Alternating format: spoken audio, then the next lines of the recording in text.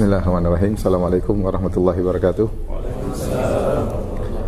Innal hamdalillah nahmaduhu wa nasta'inuhu wa nastahdihi wa natubu ilaihi wa na'udzu billahi min syururi anfusina wa min sayyiati a'malina. May yahdihillahu fala mudilla lahu wa may yudlil fala hadiyalah. Wa asyhadu an la ilaha illallah wahdahu la syarikalah wa asyhadu anna Muhammadan abduhu wa rasuluhu la nabiyya ba'dah. Ya ayyuhalladzina amanu taqullaha haqqa tuqatih wa la tamutunna illa wa antum muslimun. Fa inna asdaqal hadithi kitabullah wa khairal huda huda Muhammadin sallallahu alaihi wasallam wa syarrul umuri muhdatsatuha wa kullu muhdatsatin bid'ah wa kullu bid'atin dhalalah wa kullu dhalalatin finnar. Ibu-ibu sekalian dan bapak-bapak yang dirahmati oleh Allah Subhanahu wa taala. Alhamdulillah pada pagi hari ini kita kembali memuji Allah atas limpahan karunia yang Allah mudahkan kepada kita di tengah kesibukan kita masing-masing. Allah mudahkan kita untuk berkumpul dalam rangka untuk mendekatkan diri kita kepada Allah Subhanahu wa taala. Semoga usaha kita ini ya dicatat sebagai amalan kebajikan di sisi Allah Subhanahu wa taala. Salawat dan salam tercurahkan selalu kepada junjungan kita Nabi Muhammad sallallahu alaihi wasallam dan juga kepada keluarganya serta seluruh sahabat beliau tanpa terkecuali. Topik yang akan kita bahas pada pagi hari ini adalah tentang pentingnya ilmu. Dan mungkin juga nanti akan kita sebutkan tentang adab-adab menuntut ilmu. Kepada siapa kita mengambil ilmu. Ilmu, menuntut ilmu adalah ibadah yang luar biasa ya. Ibadah yang diagungkan oleh Allah Subhanahu wa taala. Dan terlalu banyak dalil dalam Al-Qur'an maupun hadis-hadis Nabi sallallahu alaihi wasallam yang mengagungkan perkara ilmu ya. Kenapa? Agar kita tahu bahwasanya ibadah itu bukan cuma salat, baca Quran ya, berzikir, nuntut ilmu juga itu adalah ibadah. Seorang duduk di majelis ilmu, dia datang dari jauh, kemudian mendengar, berusaha memahami, bertanya, itu semua ibadah.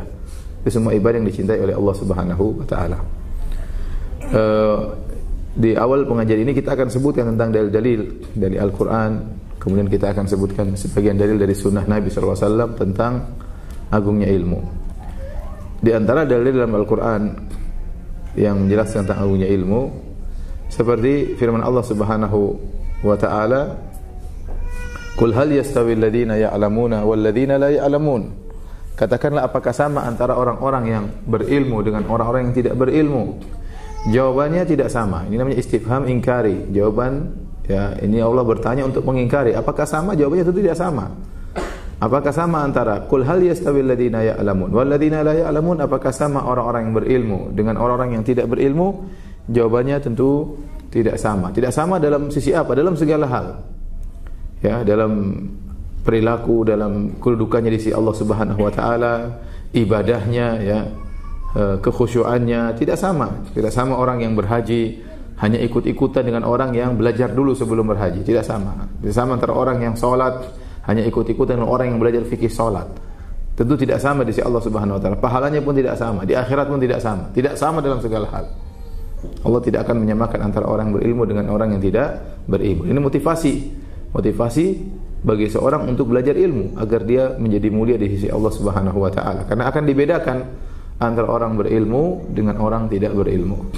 Bahkan dalam Al-Qur'an disebutkan dibedakan antara anjing berilmu dengan anjing tidak berilmu. Allah Subhanahu wa taala berfirman dalam surat Al-Maidah, "Yas'alunaka madza uhilla lahum? Qul uhilla lakumut thayyibatu wa ma 'allamtum minal jawarihi mukallibina tu'allimunahunna mimma 'allamakumullah fakulu mimma amsakna 'alaikum wadhkuru ismallahi 'alaihim." Kata Allah Subhanahu wa taala, mereka bertanya kepada engkau tentang apa yang dihalalkan bagi mereka. Katakanlah, dihalalkan bagi mereka segala yang baik-baik, halal. Wa ma 'allamtum minal jawarihi. Demikian juga anjing yang kalian ajari, kalau anjing tersebut muallam sudah diajari, kemudian waktu dilepas untuk berburu, seorang mengucapkan bismillah, anjing tersebut akhirnya mendapat hasil buruannya halal, boleh dimakan. Kenapa? Karena anjing tersebut sudah belajar. Makanya hasil buruannya halal. Nah, kalau anjingnya bahlul, hasil buruannya apa? Haram. Allah bedakan antara anjing yang pintar dengan anjing yang bahlul. Kalau anjing aja dibedakan, apalagi manusia yang pintar dengan manusia yang bahlul, tentu lebih dibedakan lagi. Ya, tidak akan disamakan. Ini menunjukkan keagungan ilmu, keagungan belajar. Ya. Baik, di antara keutamaan dan keagungan ilmu, Allah Subhanahu wa taala berfirman, ya, yarfa'illahu alladhina amanu minkum walladzina utul ilma darajat. Yang artinya niscaya Allah akan mengangkat orang-orang yang beriman di antara kalian, dan Allah akan mengangkat orang-orang yang berilmu beberapa derajat. Jadi orang yang beriman diangkat derajatnya oleh Allah Subhanahu wa taala. Di antara orang-orang beriman tersebut ada orang-orang yang berilmu. Dia menjadi lebih spesial lagi, dan derajat dia dibandingkan dengan orang yang beriman beberapa derajat. Ya, beberapa derajat. Ya.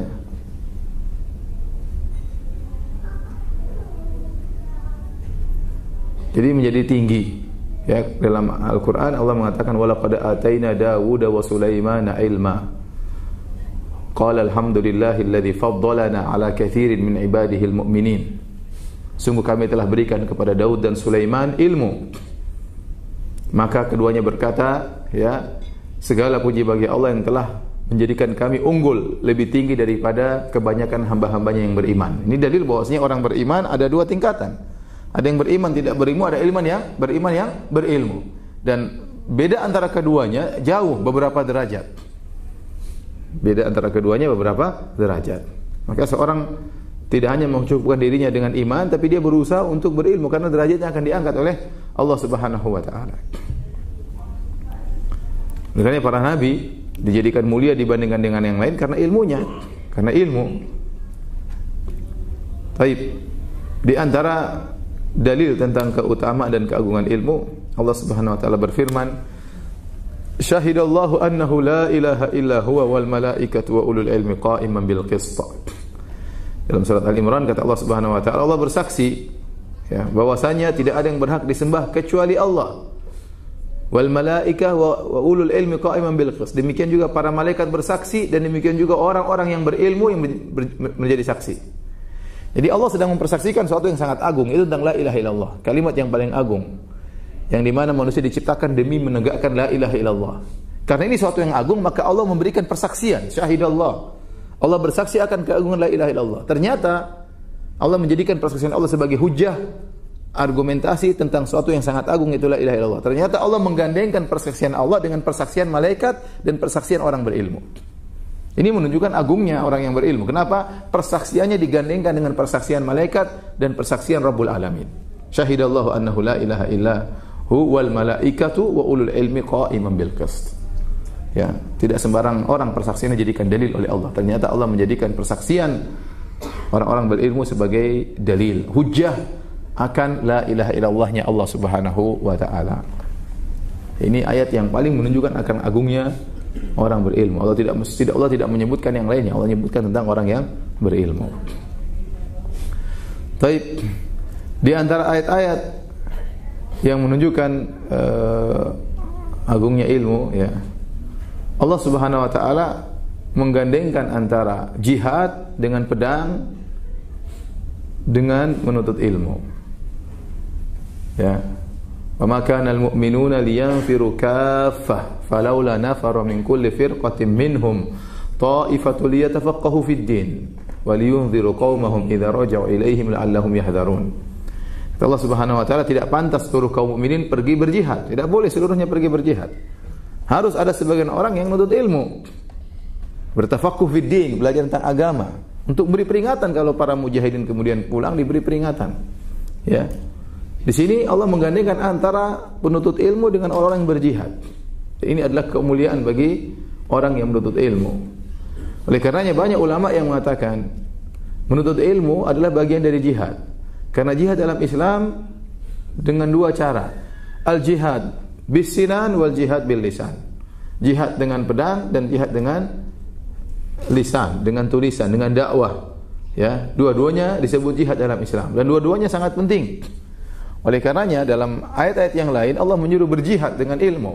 Seperti Allah Subhanahu wa taala berfirman, "Wala tuti'il kafirina wajahidhum bihi jihadan kabira." Janganlah engkau taat, janganlah kalian taat kepada wahai Muhammad, janganlah engkau taat kepada orang-orang kafir.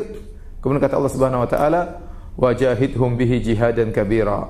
Dan jihadlah mereka bihi bil Quran Jihadlah melawan mereka dengan Al-Quran, dengan jihad yang besar. Ayat ini, para ulama sepakat ini adalah ayat Makkiyah. Apa itu ayat Makkiyah? Ayat Makkiyah adalah ayat yang turun sebelum Nabi berhijrah. Kalau Nabi sudah berhijrah, maka namanya ayat Madaniyah. Meskipun turunnya di Mekah. Ya, contohnya firman Allah, "Al-yauma akmaltu lakum dinakum wa atmamtu 'alaikum ni'mati wa raditu lakum al-Islam madina." Ayat ini di antara surat Al-Maidah, turun di padang Arafah waktu Nabi sedang berhaji wada. Dia ayat Madani atau ayat Makkiyah? Iya, Arafah di mana? Di Mekah atau di Madinah? Di Mekah. Tetapi ayatnya ayat Madaniyah karena dia turunnya setelah hijrah. Yang dimaksud ayat Makkiyah itu ayat yang turun sebelum hijrah, sama dengan surat Makkiyah juga surat yang turun sebelum hijrah. Dan waktu Rasulullah SAW masih di Mekah belum diwajibkan jihad dengan pedang. Belum diwajibkan jihad dengan pedang, tapi Allah sudah wajibkan jihad dengan ilmu. Makanya Allah mengatakan wajahidhum bihi jihadan kabira. Jihadlah kepada mereka dengan Al-Qur'an, itu dengan ilmu. Lawanlah mereka dengan ilmu. Jihadan kabira, dengan jihad yang besar kata Allah Subhanahu wa taala. Sampai Allah namakan dengan jihad yang besar. Dan masih berlanjut setelah Rasulullah SAW ke Madinah. Berhijrah ke Madinah, muncullah orang-orang munafik. Dipimpin oleh Abdullah bin Ubay bin Salul dan yang lainnya. Orang-orang munafik. Allah tetap menyuruh Nabi SAW untuk berjihad melawan orang-orang munafik. Kata Allah Subhanahu wa taala, "Jahidil kuffara wal munafiqina waghluz 'alaihim." Wahai Nabi, ya ayuhan Nabi, wahai Nabi, jihadlah melawan orang-orang kafir dan jihadlah melawan orang-orang munafik dan keraslah terhadap mereka. Sekarang saya tanya sama antum, bagaimana jihad melawan orang kafir? Ya dengan pedang, gampang. Nah, bagaimana jihad melawan orang munafik? Gimana caranya? Orang munafik boleh dibunuh atau tidak? Tidak boleh, karena KTP-nya Islam. Ya. Sampai waktu ada orang munafik protes kepada Nabi sallallahu alaihi wasallam, ya. Sampai ada sebagian sahabat mengatakan, "Ala adrib unuqa hadzal rajul?" Ya Rasulullah, bolehkah saya penggal kepala orang ini karena mungkin protes kepada Nabi sallallahu alaihi wasallam. Kata Rasulullah sallallahu alaihi wasallam, "La yaqulun nas anna Muhammadan qatala ashabahu." Jangan sampai orang bilang Muhammad telah membunuh apa? Sahabatnya. Kenapa? Karena munafik itu KTP-nya apa? Islam. Jadi kalau begitu jihad melawan orang munafik gimana caranya? Ya dengan ilmu kata para ulama, dengan membantah hujah mereka, dengan bantah syubhat-syubhat mereka. Ini dalil bahwasanya berdakwah, menyampaikan ilmu, menuntut ilmu itu semua bagian daripada jihad. Bagian daripada jihad. Terutama di zaman kita sekarang ini, sering jihad dengan pedang susah untuk dikerjakan karena persyaratan yang tidak terpenuhi, karena kondisi yang tidak memungkinkan. Tetapi jihad dengan ilmu bisa dilakukan di mana-mana, alhamdulillah. Dan betapa banyak orang masuk Islam sekarang dengan jihad dengan ilmu. Di negara-negara kafir ya, di Amerika, di Inggris, di Perancis, di mana-mana geliat Islam, orang Muslim tidak bisa dibendung. Di Australia banyak orang masuk Islam. Bukan dengan pedang mereka masuk Islam, dengan dakwah. Dengan dakwah. Ada orang-orang yang berjihad dengan ilmu, menyebarkan Islam sehingga dikenal oleh orang-orang kafir, artinya mereka masuk Islam. Ya.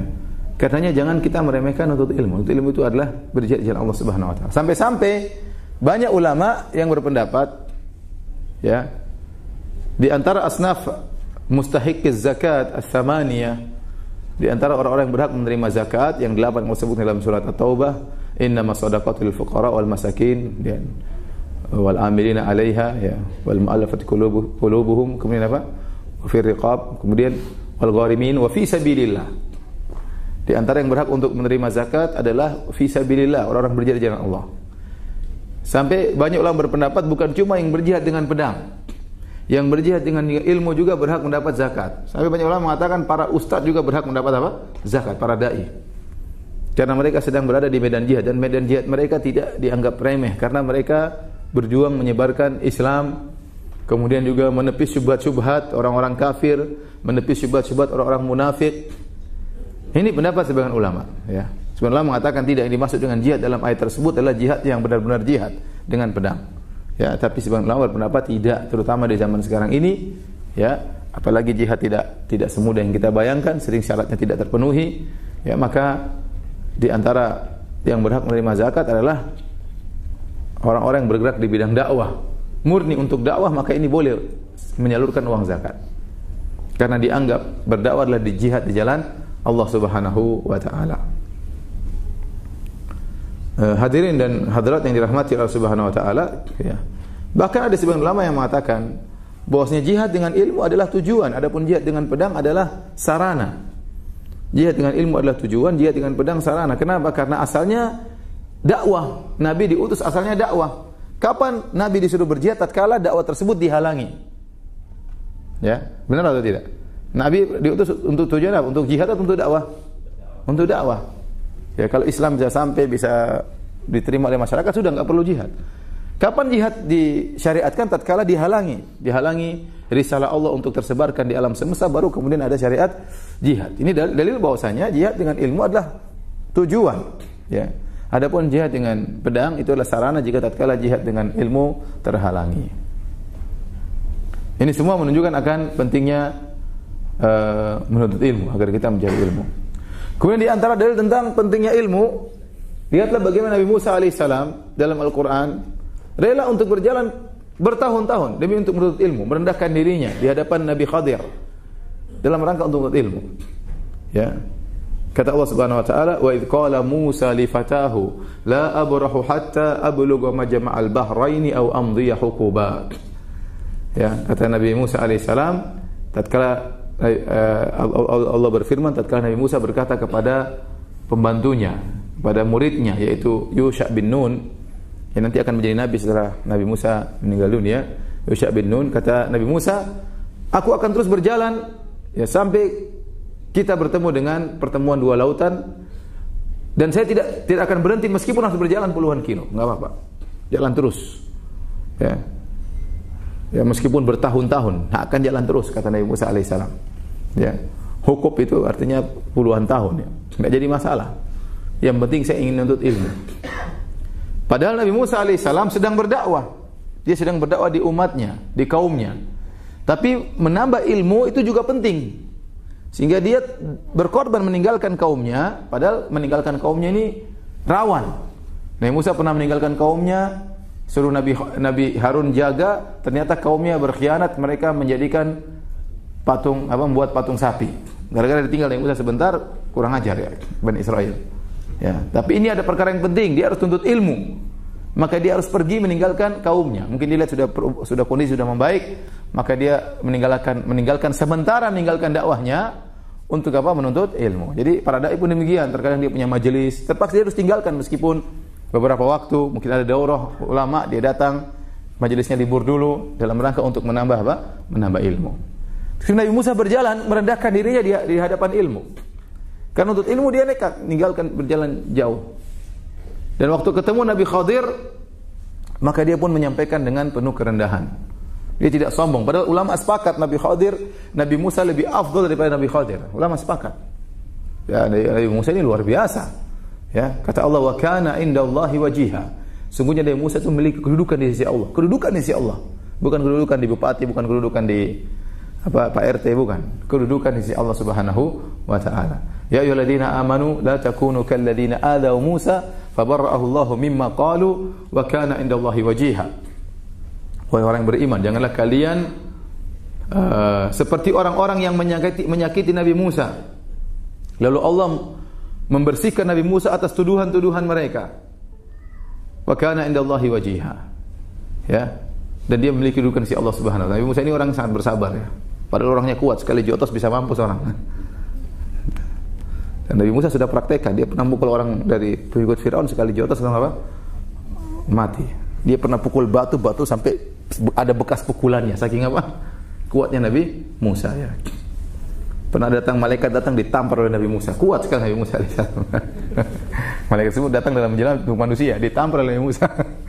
Nabi Musa kuat ya. Tapi dia orangnya sabar, penyabar. Makanya waktu Nabi Muhammad SAW membagikan ghanimah, ada sebagian orang protes, orang munafik. Katanya, hadhil kismah ma urida biha wajhullah. Ya, hadhil kismah ma udila fiha. Kata orang, ini pembagiannya Muhammad ini tidak ikhlas. Jadi Muhammad itu tidak ikhlas, subhanallah. Rasulullah itu apa? Tidak ikhlas. Kurang ajar atau tidak? Rasulullah tidak ikhlas terus gimana? Terus tuduhan kedua, ini Rasulullah ini Muhammad nih bagi-bagi ghanimah ya tidak adil. Akhirnya ada yang lapor kepada Nabi sallallahu alaihi wasallam. Ya, orang-orang Khawarij ini yang mencela Nabi sallallahu alaihi wasallam. Kata Nabi sallallahu alaihi wasallam, "Illam adil man ya'dil illam adil." Siapa yang bisa adil kalau saya sendiri tidak adil? Saya utusan Allah. Kalau saya tidak adil terus siapa yang bisa adil lagi? Rasulullah SAW pun berkata, "Rahimallahu Musa faqad udhiya aktsara min dzalik, laqad udhiya aktsara min dzalik fasabar." Kata Rasulullah SAW, semoga Allah merahmati Nabi Musa. Dia telah diuji, diganggu lebih daripada ini dan dia bersabar. Para ulama berbicara apa sih ujian yang pernah dilakukan oleh Bani Israel terhadap umat Nabi Musa, terhadap Musa. Ada beberapa tafsiran. Di antaranya dalam Sahih Al-Bukhari, Nabi Musa orang yang begitu gagah dituduh sama kaumnya punya penyakit di dekat kemaluannya. Kenapa? Nabi Musa dulu Bani Israel mereka kalau mandi, mereka mandi di sungai, mereka kumpul bareng. Mereka mandi di satu tempat. Nabi Musa tidak mandi sama mereka. Nabi Musa orangnya pemalu. Maka dia mandi di tempat lain. Nah, orang-orang Bani Israel kurang ajar ya. Nabinya digibahi. Katanya itu Nabi kita kenapa tidak mandi bareng kita? Karena dia punya penyakit dekat kemaluannya. Ya. Jadi Musa sabar, bayangkan. Kalau Nabi Musa enggak sabar, satu-satu dijotos, mati. Sekali pukul mati. Nabi Musa luar biasa kuatnya. Kemudian Nabi Musa alaihissalam akhirnya Allah ingin membersihkan Nabi Musa dari tuduhan tersebut. Di syariat zaman dahulu boleh mandi bareng-bareng. Ini syariat mangkana qablana, syariat umat terdahulu, tidak berlaku zaman sekarang. Akhirnya Nabi Musa suatu saat mandi di bagian sungai tempat lain. Dia meletakkan baju di batunya. Kemudian tiba-tiba Allah mentakdirkan batu tersebut berjalan membawa lari baju Nabi Musa. Nabi Musa kaget, tuh batu jalan bos, baju saya dibawa lari. Nabi Musa naik di atas sungai dalam Sahih Bukhari. Nabi Musa alaihissalam naik ke sungai, kejar batu tersebut. Ya hajar, dia panggil, batu. Saubi, bajuku. Akhirnya ngelewatlah Nabi Musa dengan kondisi tidak berpakaian melewati kaumnya. Oh ternyata enggak sakit. Ternyata Nabi Musa gagah, enggak ada urusan. Akhirnya Nabi Musa pukul batu itu, batu berhenti. Jadi kurang ajar atau tidak? Ada murid ngibahi apa? Guru ini. Antum jangan kurang ajar seperti Bani Israel ya. Udah ustadznya udah capek-capek ngajar, digibahi lagi. Nabi Musa alaihissalam tidak emosi dan dia sabar. Dia sabar. Kata Allah, wa kana indallahi wajiha. Dan dia memiliki kedudukan di sisi Allah. Di antara bukti keagungan Nabi Musa di sisi Allah, Nabi Musa minta agar saudaranya Harun jadi nabi. Ya. Waktu Nabi Musa diutus untuk berdakwah kepada Fir'aun, Nabi Musa takut. Kenapa? Nabi Musa alaihissalam melakukan kesalahan. Innal mala ya'tamiruna bika liyaqtuluk. Wahai Musa, sungguhnya orang-orang pengikut Fir'aun telah berkumpul untuk bunuhmu. Fakhruj, keluarlah dari kota Mesir. Akhirnya Nabi Musa fakharaja minha khaifan yataraqab, lari kabur ketakutan. Nah, sekarang dia bersembunyi di kota Madian 10 tahun supaya menghilangkan jejak, supaya tidak dikejar. Setelah 10 tahun punya istri, kemudian berjalan pergi, Allah panggil Nabi Musa, suruh mendakwai siapa? Fir'aun. Ini kan mengerikan. Jadi 10 tahun melarikan diri, menghilangkan jejak, sekarang suruh balik ketemu dengan bos penjahat. Makanya Nabi Musa ketakutan. Makanya Allah bekali dengan mukjizat dan macam-macamnya. Nabi Musa berdoa, Rabbi shrah li sadri wa yassir li amri wa hlul 'uqdatam min lisani yafqahu qawli waj'al li waziran min ahli Harun akhi ushdud bihi azri wa ashrikhu fi amri ya kay nusabbihaka katsira wa nadhkuraka katsira innaka kunta bina basira. Kata Allah, qala qad utita su'laka ya Musa. Kata dia, Rabbi shrah li sadri, ya Allah lapangkanlah dadaku, wa yassir li amri, ya Allah mudahkanlah urusanku, wahlul 'uqdatam min lisani, ya Allah mudahkan aku untuk bisa berbicara, hilangkan kekakuan dari lisanku, yafqahu qawli, agar mereka bisa paham perkataanku, waj'ali waziran min ahli Harun akhi, ya Allah jadikanlah ya saudaraku Harun menjadi pendampingku, utuslah dia juga bersamaku, ya ushdud bihi azri, kuatkanlah diriku dengannya, wa asyriku fi amri, jadikan dia ikut serta dalam urusanku, dalam urusan berdakwah, kai nusabbihaka katsira, agar kami bisa bertasbih kepadamu dengan tasbih yang banyak, wa nadhkuruka katsira, agar kami bisa mengingat engkau dengan mengingat yang banyak, innaka kunta bina basira, kami yakin engkau melihat kami ya Allah. Allah langsung berkata, qala qad utita su'laka ya Musa, permintaanmu langsung dikabulkan. Langsung saat itu juga dada Nabi Musa dibuat apa? Dibuat lapang. Langsung saat itu juga kekakuan dari lidahnya hilang. Nabi Musa tidak pandai ngomong. Makanya dia mau diutus ke Fir'aun, Fir'aunnya gagah perkasa, dia ketakutan nggak bisa ngomong, nanti gimana? Cari teman satu lah, cari teman satu. Makanya dia mengatakan wa Harun wa akhi Harunu huwa afsahu minni lisana. Saudaraku Harun, dia lebih pintar ngomong ya Allah. Itu dia bersamaku, nanti dia ngomong saya temani. Ternyata waktu sudah sampai depan Fir'aun, Harun diam-diam saja. Harunnya apa? Diam-diam. Yang ngomong malah siapa? Nabi Musa. Dia enggak pede, begitu sampai pede dia. Karena Allah sudah hilangkan apa? Kekekuan dari lisannya. Yang jadi perhatian kita. Nabi Musa minta kepada Allah, ya Allah angkat nih Harun jadi nabi. Subhanallah. Allah mengatakan langsung dikabulkan. Harun langsung jadi apa? Nabi. Ini luar biasa enggak? Sebagian kita aja berdoa, ya Allah jadikan anak saya soleh. Enggak soleh-soleh juga. Ya Allah istri saya nakal, ya Allah jadikan istriku saya soleh. Enggak soleh-soleh juga. Ya Allah suamiku kurang ajar ya Allah. Jadikan suamiku orang yang baik. Enggak baik-baik juga. Nabi Musa bukan minta Harun jadi orang soleh. Minta Harun jadi apa? Nabi. Langsung Allah kabulkan saat itu juga. Ini berarti Nabi Musa punya kedudukan di sisi Allah. Punya kedudukan, dicintai oleh Allah Subhanahu wa taala. Makanya para ulama mengatakan Nabi Musa lebih afdal daripada Khadir dengan ijma ulama. Dengan ijma ulama. Kesepakatan para ulama. Ya, pengikut Nabi Musa sangat banyak. Makanya waktu Nabi Rasulullah SAW bertemu dengan Allah di Isra Mi'raj, Rasulullah SAW bertemu dengan Nabi Musa entah ke langit kelima, ya. Jadi para nabi di langit-langit, di antara Nabi Musa kalau nggak salah di langit kelima, ya. Itu langit ke-6, saya lupa dalam hadis disebutkan. Baik. Namun Khadir punya ilmu yang Nabi Musa tidak ketahui. Yang mengharuskan Nabi Musa untuk bersafar jauh meskipun puluhan tahun. Dia mengatakan saya tidak peduli meskipun puluhan tahun, yang penting saya ketemu dengan Nabi Khadir untuk menuntut ilmu. Ini menunjukkan dia merendahkan dirinya untuk ilmu. Setelah dia ketemu orangnya, setelah dia ketemu Nabi Khadir, dia pun merendah diri untuk menuntut ilmu. Dia berkata, Allah berikan dalam surat Al-Kahfi, qala lahu Musa. Musa berkata kepada Khadir, hal attabi'uka ala an tu'allimani mimma 'ullimta rusyda. Maukah, bolehkah aku ikut engkau wahai Khadir? Permintaan. Bolehkah aku ikut engkau untuk belajar dari ilmu yang Allah berikan kepada engkau? Dia tidak mengatakan saya ini Musa, ya. Saya ini hebat di sisi Allah. Kamu ini ajarin saya, enggak. Tapi dengan penuh kerendahan, padahal dia lebih afdal daripada siapa? Lebih afdal daripada Nabi Khadir. Hal attabi'uka, bolehkah aku ikut engkau wahai Khadir untuk menjadi menuntut ilmu di hadapan menuntut ilmu denganmu? Minta izin. Jadi ini semua dalil menunjukkan akan keagungan ilmu. Bahwasanya ilmu itu penting, para anbiya juga menuntut ilmu. Oleh karenanya tidak ada dalam Al-Qur'an Allah menyuruh Nabi Muhammad SAW berdoa untuk minta tambahan kecuali tambahan ilmu. Allah berfirman, wa qur rabbi zidni ilma. Katakanlah wahai Muhammad, ya Rabbku tambahkanlah ilmu bagiku. Ya Rabbku tambahkanlah ilmu bagiku. Jadi Nabi hanya disuruh minta tambahan dalam Al-Qur'an cuma satu, tambahan apa? Ilmu. Dan ini menunjukkan pentingnya ilmu, makanya Allah suruh minta tambahan. Kalau tidak penting ngapain disuruh minta tambahan? Hadirin dan hadirat yang dirahmati oleh Allah Subhanahu wa taala, tentunya masih banyak ayat-ayat yang lain yang menunjukkan akan keagungan ilmu dan pentingnya ilmu, tapi ini hanya cuplikan dari sebagian ayat yang bisa saya hadirkan ya pada kesempatan kali ini ya. Ini sudah menunjukkan akan pentingnya ilmu. Tapi kita bicara berikutnya tentang dalil-dalil dari hadis Nabi sallallahu alaihi wasallam tentang agungnya ilmu. Tentunya banyak sekali, tapi kita juga akan menyebutkan cuplikan kecil dari hadis-hadis tersebut.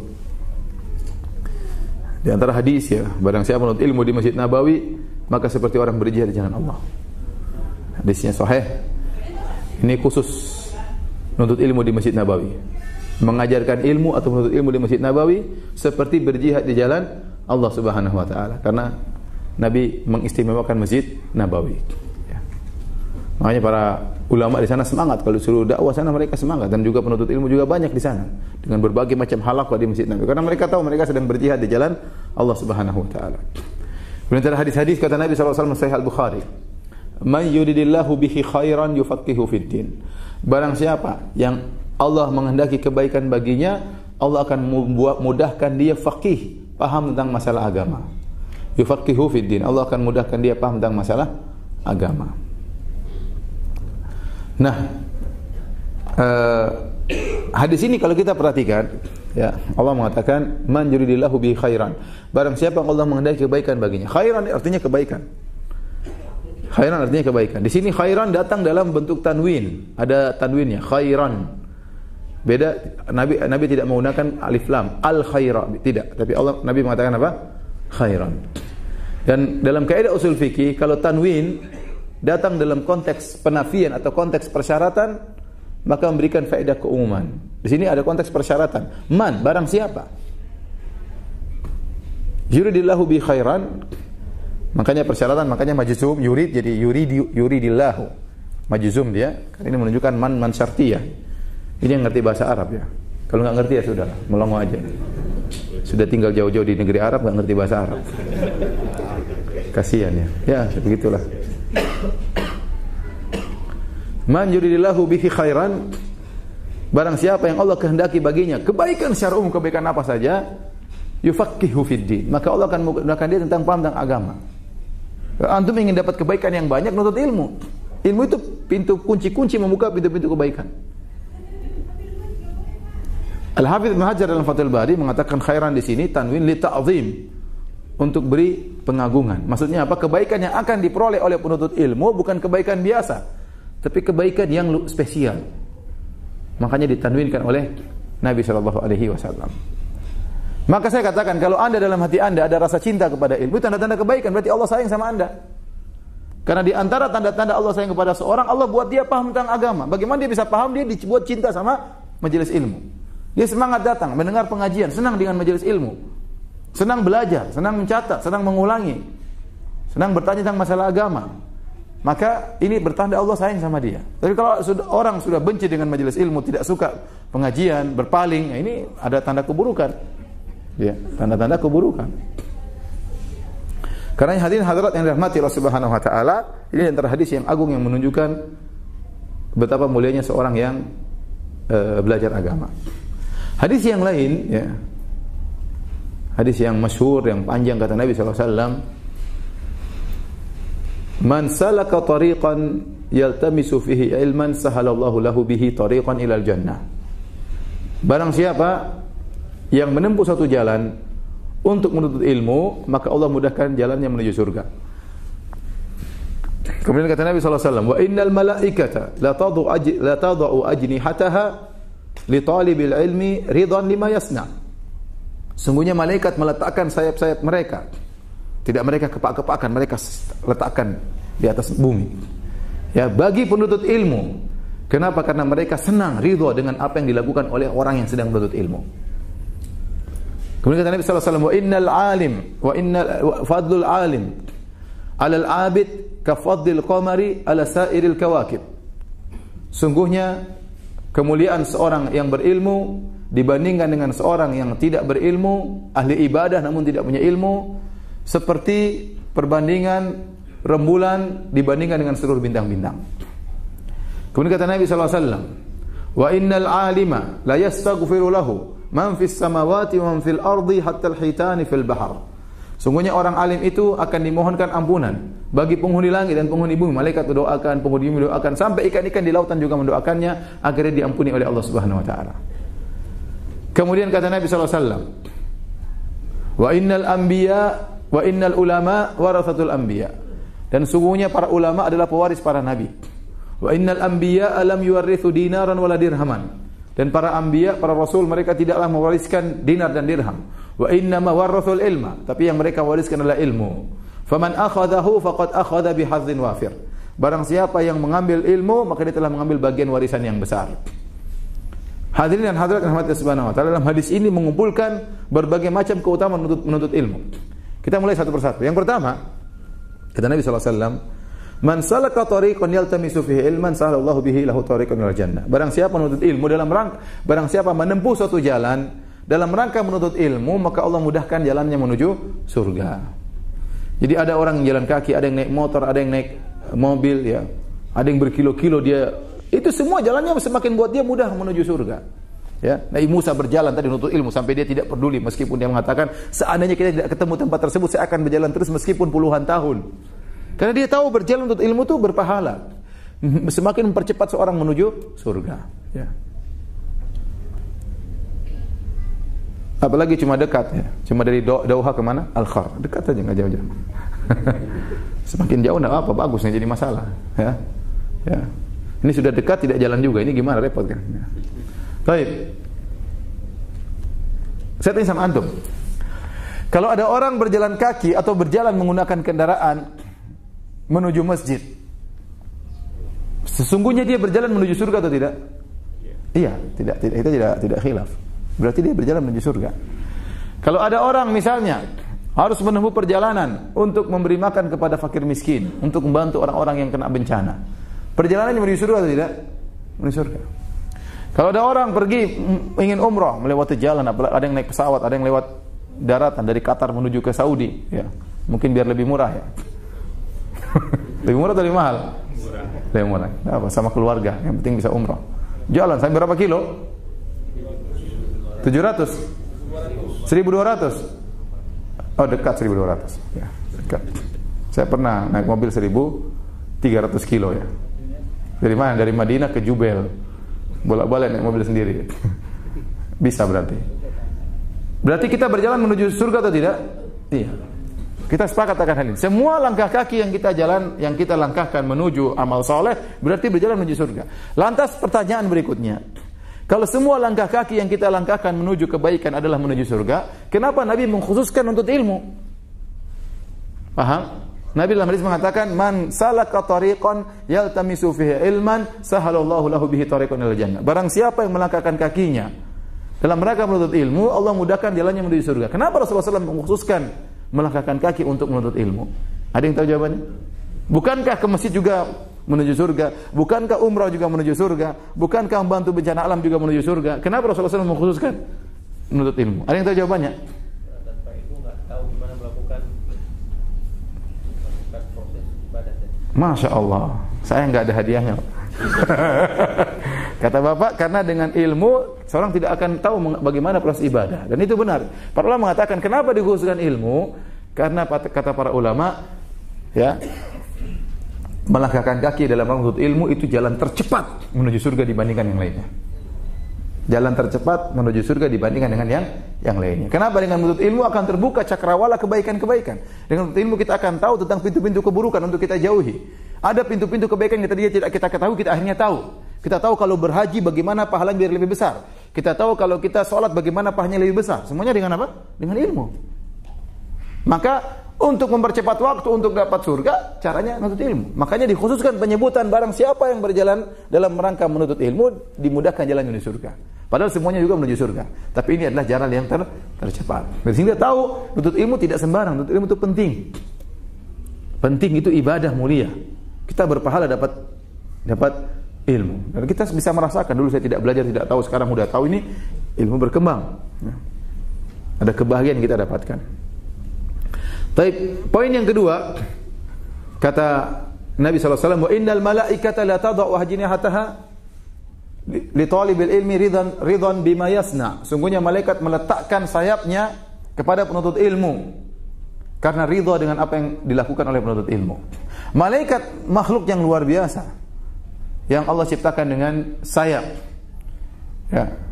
Alhamdulillahi fatiris samawati wal ardi ja'ilil malaika. Kata Allah, ja'ilil malaikata rusulan, ja'ilal malaikati rusulan uli ajnihatin masna wa thulatha wa ruba' yazidu fil khalqi ma yasha. Ya, Allah telah menjadikan para rasul, para malaikat sebagai utusan Allah, memiliki sayap-sayap. Ada yang sayapnya 2, ada yang sayapnya 3, ada yang sayapnya 4. Yazidu fil khalqi ma yasha. Ada sayapnya banyak seperti malaikat Jibril, sayapnya sampai 600. Ya, malaikat ada yang sayapnya 2. Kalau sayap 2 kira-kira, kanan 1 kiri 1. Kalau sayapnya 4 kira-kira, kita enggak pernah lihat, mungkin 2 kanan 2 kiri. Kalau sayapnya 3 kira-kira gimana? Wallahu a'lam. Kita enggak tahu. Ini perkara yang gaib dan tidak bisa dikiaskan dengan makhluk-makhluk di atas muka bumi. Tapi kita yakin ada malaikat yang sayapnya 3, Allah sebut dalam Al-Quran. Mereka tatkala ada penuntut ilmu yang lewat, mereka merendahkan diri, meletakkan sayapnya. Ya. Penuntut ilmu lewat. Dihormati oleh para malaikat. Bayangkan. Yang hormati siapa? Malaikat. Kalau tidak agung itu penuntut ilmu, ngapain malaikat hormati? Maka saya katakan Anda berjalan menyisihkan waktu, ya. Ibu-ibu mungkin pekerjaan rumah segera dibereskan, ya. Jangan gara-gara mau ngaji kemudian cuci piring beramburan. Enggak, maksudnya bereskan dulu semuanya. Bereskan semuanya, cuci piring dibersihkan semuanya. Bismillah. Oh, Masya Allah. Malaikat senang dengan ibu-ibu ya. Malaikat sampai merendahkan dirinya, artinya karena menghormati ibu-ibu. Karena ibu-ibu datang untuk apa? Ilmu, bukan datang untuk ngerumpi ya, bukan. Kalau datang untuk ngerumpi tidak dihormati oleh malaikat ya. Tapi datang untuk menuntut apa? Ilmu. Dan ini menunjukkan fakhr, kemuliaan bagi seorang penuntut ilmu. Sampai malaikat, makhluk yang hebat, meletakkan sayapnya karena ridho, senang. Orang ini sedang mencari ilmu para nabi. Orang ini sedang berjalan menuju Allah Subhanahu wa taala. Orang ini sedang menuju surga. Maka malaikat merendahkan dirinya. Baik. Yang ketiga, kata Nabi sallallahu alaihi wasallam, wa fadlul alim 'alal 'abid ka fadlil qamari 'ala sa'iril kawakib. Sungguhnya keutamaan seorang yang alim dibandingkan dengan seorang yang ahli ibadah namun tidak alim, tidak punya ilmu, seperti rembulan dibandingkan seluruh bintang. Rembulan ada berapa di atas muka di langit? Ada berapa rembulannya bumi? 1. Bintang berapa yang kita lihat? Berapa? Ribuan apa jutaan? Banyak pokoknya lah ya. Tapi kata Nabi, seorang alim satu lebih afdal daripada ribuan ahli ibadah.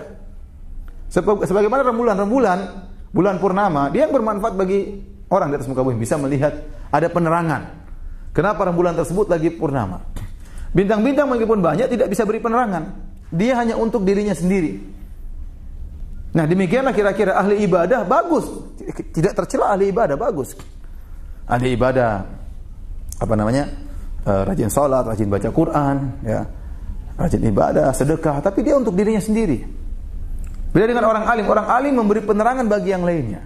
Maka satu orang alim, ada seorang ustadz yang alim, lebih baik daripada ribuan ahli ibadah yang enggak punya ilmu. Karena yang bisa menjelaskan tentang kebaikan orang alim ini, yang bisa memperingatkan manusia dari keburukan orang alim ini. Orang ahli ibadah enggak ngerti.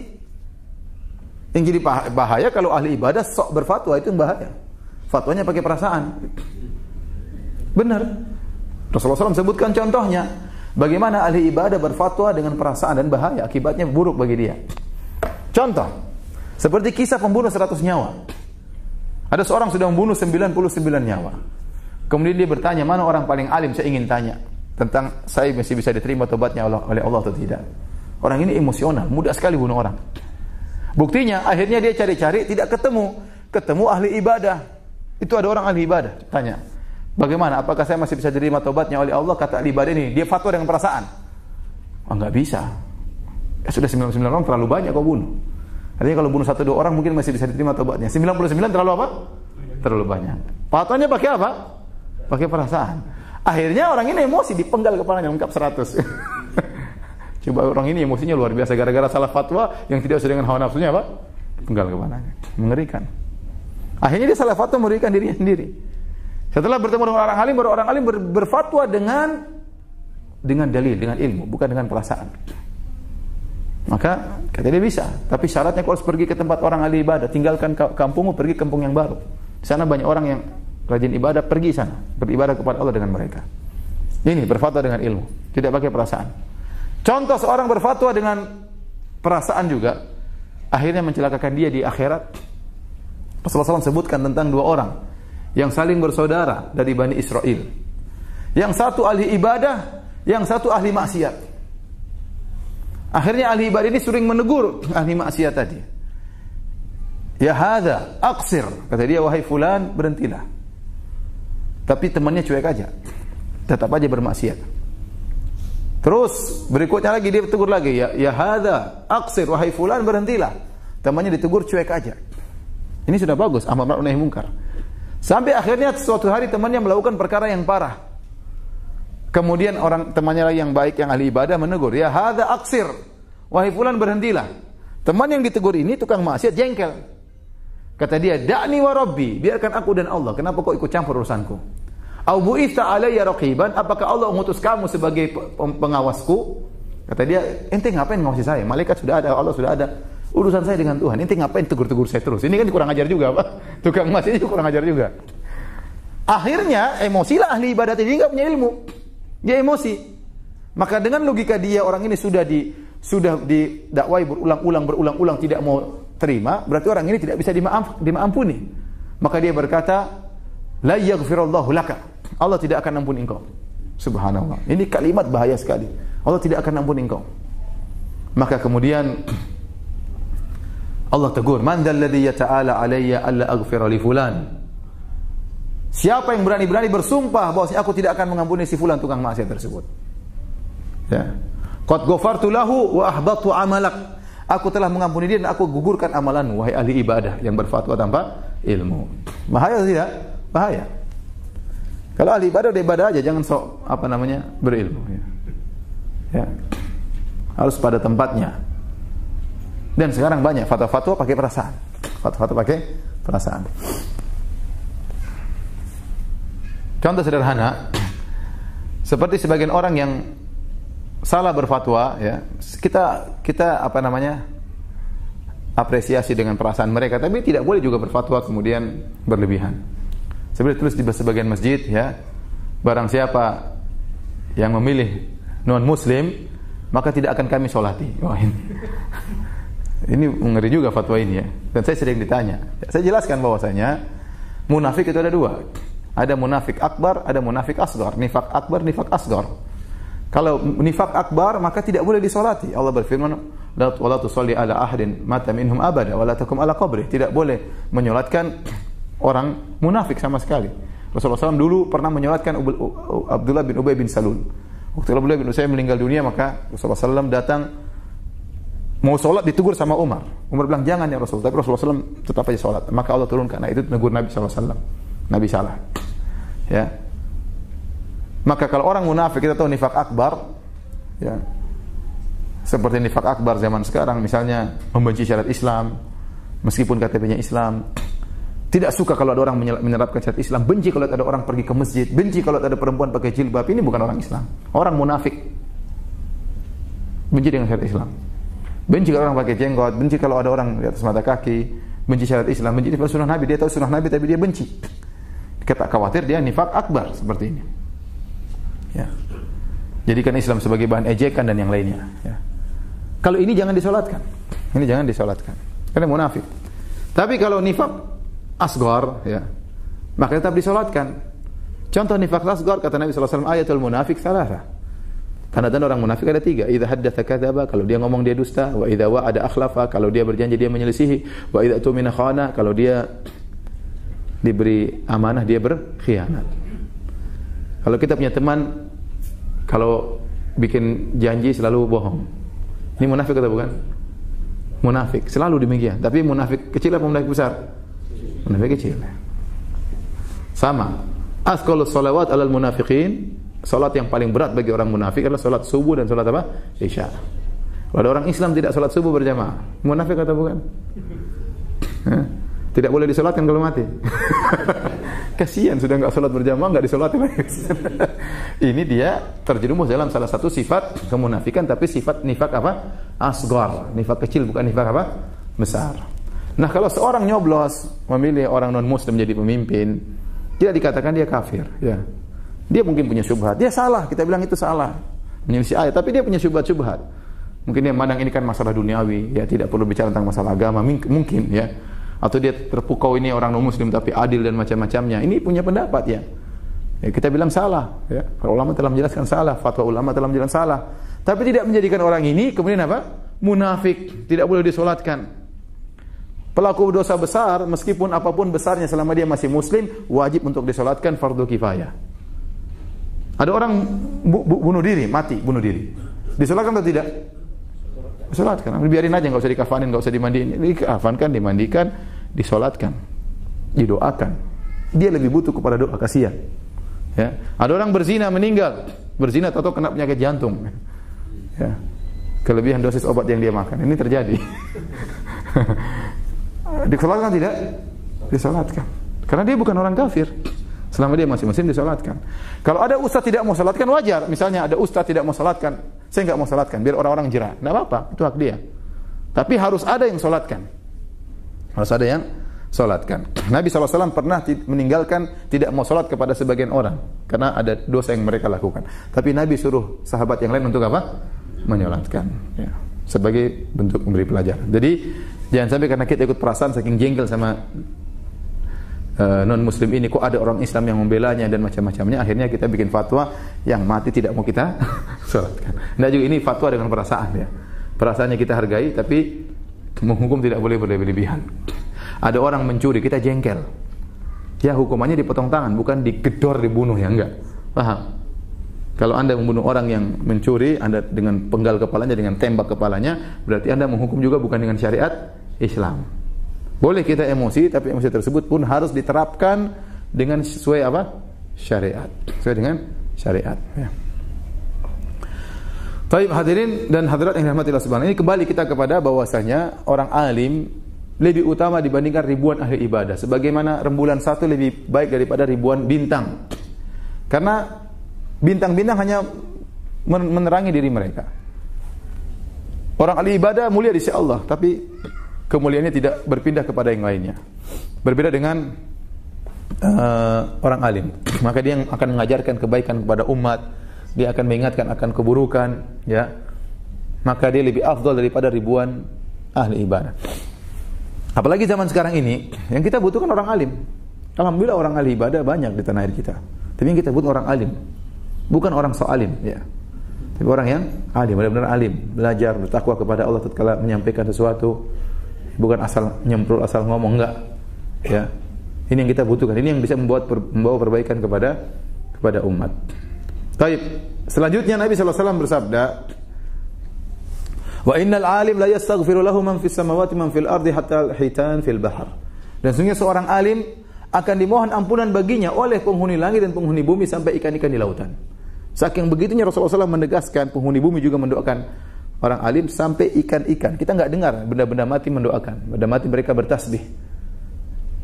Wa in min syai'in illa yusabbihu bihamdihi walakin la tafqahuna tasbihahum. Kata Allah Subhanahu wa taala, setiap sesuatu bertasbih kepada Allah, hanya akan saja kalian tidak mengerti tasbih mereka. Ikan-ikan, kenapa ikan-ikan juga mendoakan penghuni orang alim? Kenapa? Karena orang alim itu mengajarkan kebaikan. Tidak boleh berbuat zalim, sampai kepada hewan pun tidak boleh berbuat zalim, tidak boleh melakukan kerusakan, di antaranya tidak boleh melakukan kerusakan di lautan. Ya. Dan selanjutnya sehingga ikan-ikan juga mendapatkan efek kebaikan dari tersebarnya apa? Ilmu. Maka pantas jika mereka mendoakan juga kepada penuntut ilmu atau orang yang alim. Maka di antara sebab diampuni dosa-dosa seorang adalah dengan menuntut ilmu. Di antara sebab seorang bisa diampuni dosa-dosanya adalah dengan menuntut apa? Ilmu. Karena kalau menuntut ilmu dia akan didoakan oleh malaikat. Didoakan oleh penghuni langit dan penghuni bumi. Baik, selanjutnya kata Nabi sallallahu alaihi wasallam, "Wa innal ulama warasatul anbiya." Sungguhnya para ulama adalah pewaris para nabi. Ini luar biasa, predikat yang luar biasa. Ulama pewaris para nabi, bukan pewaris para raja, bukan. Bukan pewaris para pangeran, bukan. Ya, bukan pewaris yang lainnya, tapi pewaris para nabi.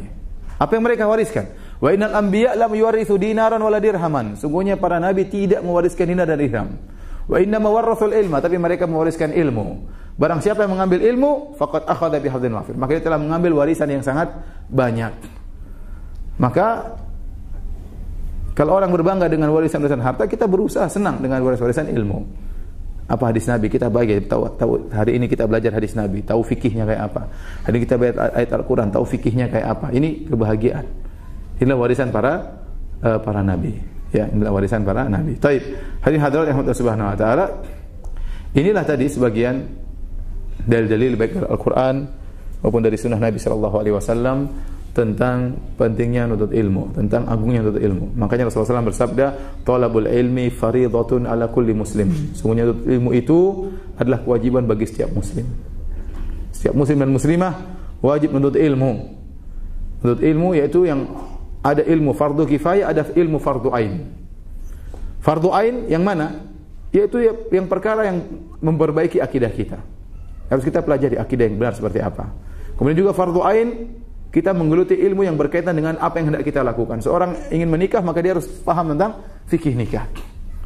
Seorang ingin berdagang, dia harus paham tentang fikih jual beli yang berkaitan dengan barang dagangan dia. Tidak boleh dia masuk tidak berilmu. Ini fardu ain. Seorang berhaji, maka dia harus belajar fikih haji. Kenapa dia ingin berhaji di atas ilmu? Wajib bagi dia. Waktu dia tidak berhaji tidak wajib, ya sekedar puasan boleh. Tapi tatkala dia mau haji, dia harus belajar agar dia berhaji di atas ilmu. Karena sebagian orang salah, ya dia berhaji tidak belajar dulu, ya. Dia berdagang tidak belajar dulu, akhirnya dia melakukan praktek-praktek yang salah, riba dan kezaliman dan yang lainnya. Ya. Sebagian orang nekat poligami, tidak belajar fikih poligami, hancur akhirnya poligaminya. Ya. Ya. Fikih nikah dia lewatin, fikih cerai tidak dia pelajari, langsung loncat fikih apa? Poligami. Beramal tanpa apa? Ilmu. Akhirnya amburadul terkadang. Belajar yang dia tahu apa kewajiban saya kalau saya berpoligami, apakah hak istri saya kalau saya berpoligami, mampu enggak saya, kalau mampu jalan, kalau enggak mundur. Ya, saya ini sudah berhak poligami atau tidak? Jangan-jangan belum berhak. Jangan modal nekat aja ya. Ini karenanya ilmu wajib. Apa yang dimaksud ilmu yang wajib? Itu ilmu yang berkaitan dengan apa yang hendak kita lakukan. Namun ingat para hadirin hadirat rahmatullah subhanahu wa ta'ala, ilmu yang sedang kita bicarakan dari awal sampai akhir ini bukan seluruh ilmu, tapi yang dimaksud adalah ilmu syariat. Yang dimaksud adalah ilmu syariat, karena itulah yang diwariskan oleh para nabi. Para nabi tidak mewariskan ilmu ilmu kimia, ilmu fisika, tidak. Mereka sepakat meskipun berbagai macam profesi mereka, dan mereka semua sepakat yang mereka wariskan adalah ilmu apa? Ilmu agama, ilmu yang mendekatkan seorang hamba kepada Allah. Jadi semua ayat-ayat dan hadis-hadis yang tadi kita sebutkan tentang ilmu berkaitan dengan ilmu apa? Ilmu agama. Ustaz, bagaimana dengan ilmu dunia? Ada orang pakar kimia, doktor dalam bidang kimia, doktor dalam bidang fisika. Apakah dia juga terpuji? Jawabannya, kalau ilmu agama dia bernilai secara zatnya, benar-benar ilmu yang sedang dipuji oleh Allah dalam Al-Quran, yang sedang dipuji oleh Nabi dalam hadis-hadisnya. Adapun ilmu dunia, maka dia seperti perkara dunia yang lainnya.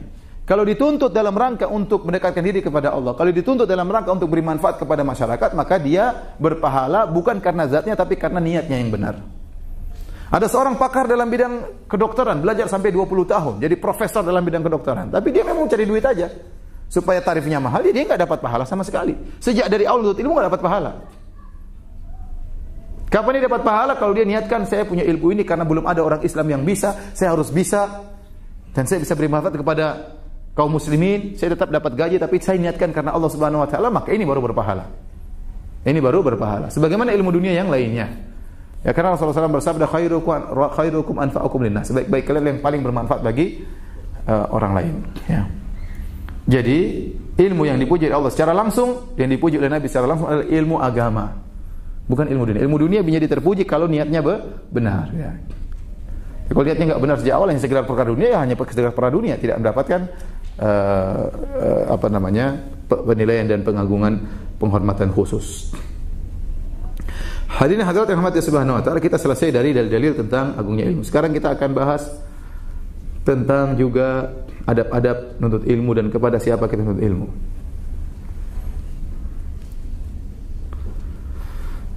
Adab-adab menuntut ilmu banyak ya. Tapi kita akan menyinggung sedikit aja, enggak banyak-banyak. Karena sudah siang ya.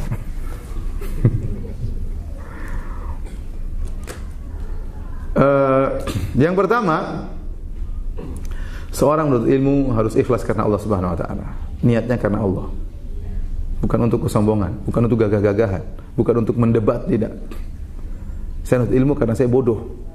Saya menghilangkan kejahilan saya sedikit demi sedikit, masih banyak yang saya tidak ngerti. Ya. Saya masih belum paham tentang fikih ini, fikih taharah belum tamat, fikih wudu belum tamat, fikih salat belum tamat, fikih nikah belum tamat, fikih banyak fikih yang belum kita pelajari. Akidah pun kita belum mengerti. Akidah uluhiyah secara terperinci, syirik-syirik secara terperinci kita belum tahu. Akidah asma sifat, penyimpangan-penyimpangan kita tidak tahu. Ya, masih banyak kita tidak tahu, maka kita harus belajar. Seorang belajar karena ikhlas kepada Allah, mengharap wajah Allah Subhanahu wa taala, bukan karena perkara dunia.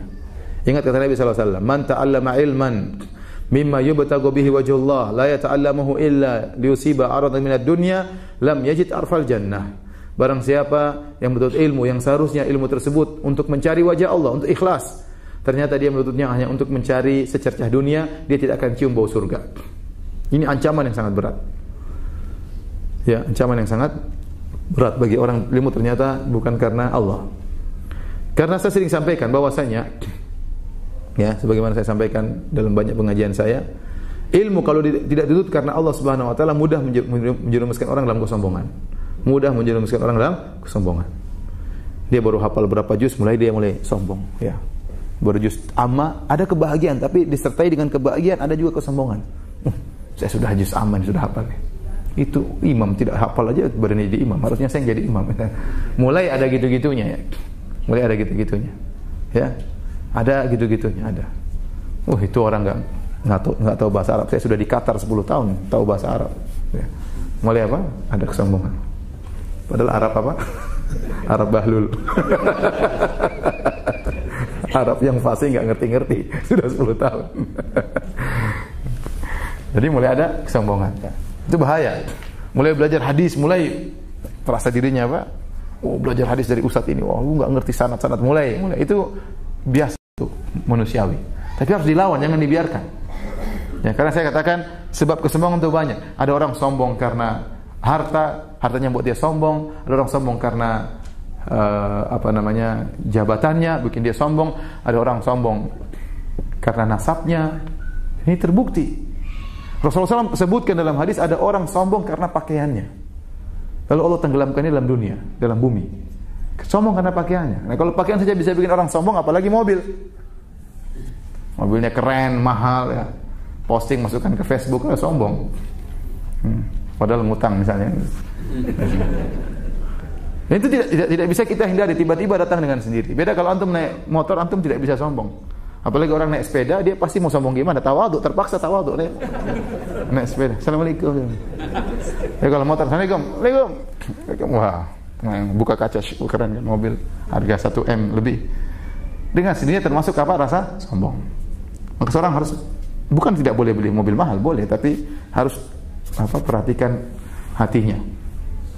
Ada orang sombong karena nasabnya. Saya keturunan ini. Ya. Saya keturunan darah biru. Darah kamu biru merah, saya darah biru. Saya keturunan raja-raja ini tahun sekian-sekian.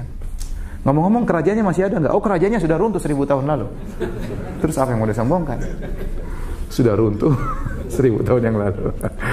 Sombong apa? Jabatan juga bisa bikin orang sombong, hati-hati. Saya staff. Saya direktur, sombong. Saya jenderal, sombong. Bahaya. Teman saya di Madinah ada kepala Masjid Nabawi. Pernah bilang sama saya, Ustaz, saya ingin pensiun dini. Kenapa?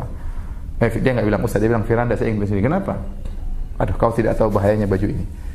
Ada bintang-bintangnya sini, ada macam-macamnya sini. Bahaya kata baju ini. Kenapa bahaya? Saya bilang kamu jangan pensiun dini, karena kalau pensiun saya repot. Karena kalau dia masih ada, saya selalu masuk raudhah tidak antri. Masuk raudhah tidak ngantri, ngajak ipar tidak ngantri, ngajak teman tidak ngantri. Kalau sekarang dia sudah enggak, saya harus ngantri kemarin. Biasanya saya tidak ngantri. Dia udah pensiun. Kenapa? Dia bilang ini bahaya. Firanda ini baju. Kalau saya pulang dari kantor, baju saya masih pakai, belum saya lepas. Kalau saya ngantri beli tamis, tahu tamis kan? Orang ngantri banyak, semua orang suruh saya maju ke depan. Ayo Pak, silakan, fadal. Udah ngambil, saya tidak pakai ngantri. Ke orang hormati baju saya. Terkadang saya beli di bakolah, di kios, hitung-hitung kata penjualnya nggak usah bayar Pak, nggak usah bayar. Kenapa? Hormati apa? Bintang-bintang di sini. Coba kalau bintangnya lagi saya nggak pakai, nggak ada yang hormat saya. Mau tamis suruh ngantri.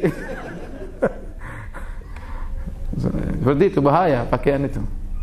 Jabatan itu bahaya. Bisa bikin orang sombong. Ada kisah, ini saya sering cerita juga. Ada kisah teman saya jenderal ada. Cerita tentang temannya juga jenderal. Satu jenderal udah ngaji, cerita tentang temannya. Jadi teman saya jenderal ini cerita, Ustaz, saya pernah ngajak teman saya jenderal juga ngaji bareng sama seorang ustaz sunnah. Dia mau, Ustaz, duduklah bareng-bareng ikut pengajian. Selesai pengajian, bagian sekarang tanya jawab. Pertanyaan ditulis di kertas, di over ke depan. Kan gitu, di over ke depan, over lagi sampai ke meja Ustaz. Nah, rupanya banyak kertas yang mandek di dia, di jenderal ini. Dia tidak mau kasih, karena dia biasanya perintah orang, sekarang diperintahkan untuk kasih kertas, dia nggak mau. Bagi dia berat sekali. Biarin aja, dia nggak mau. Ikhwan di belakang,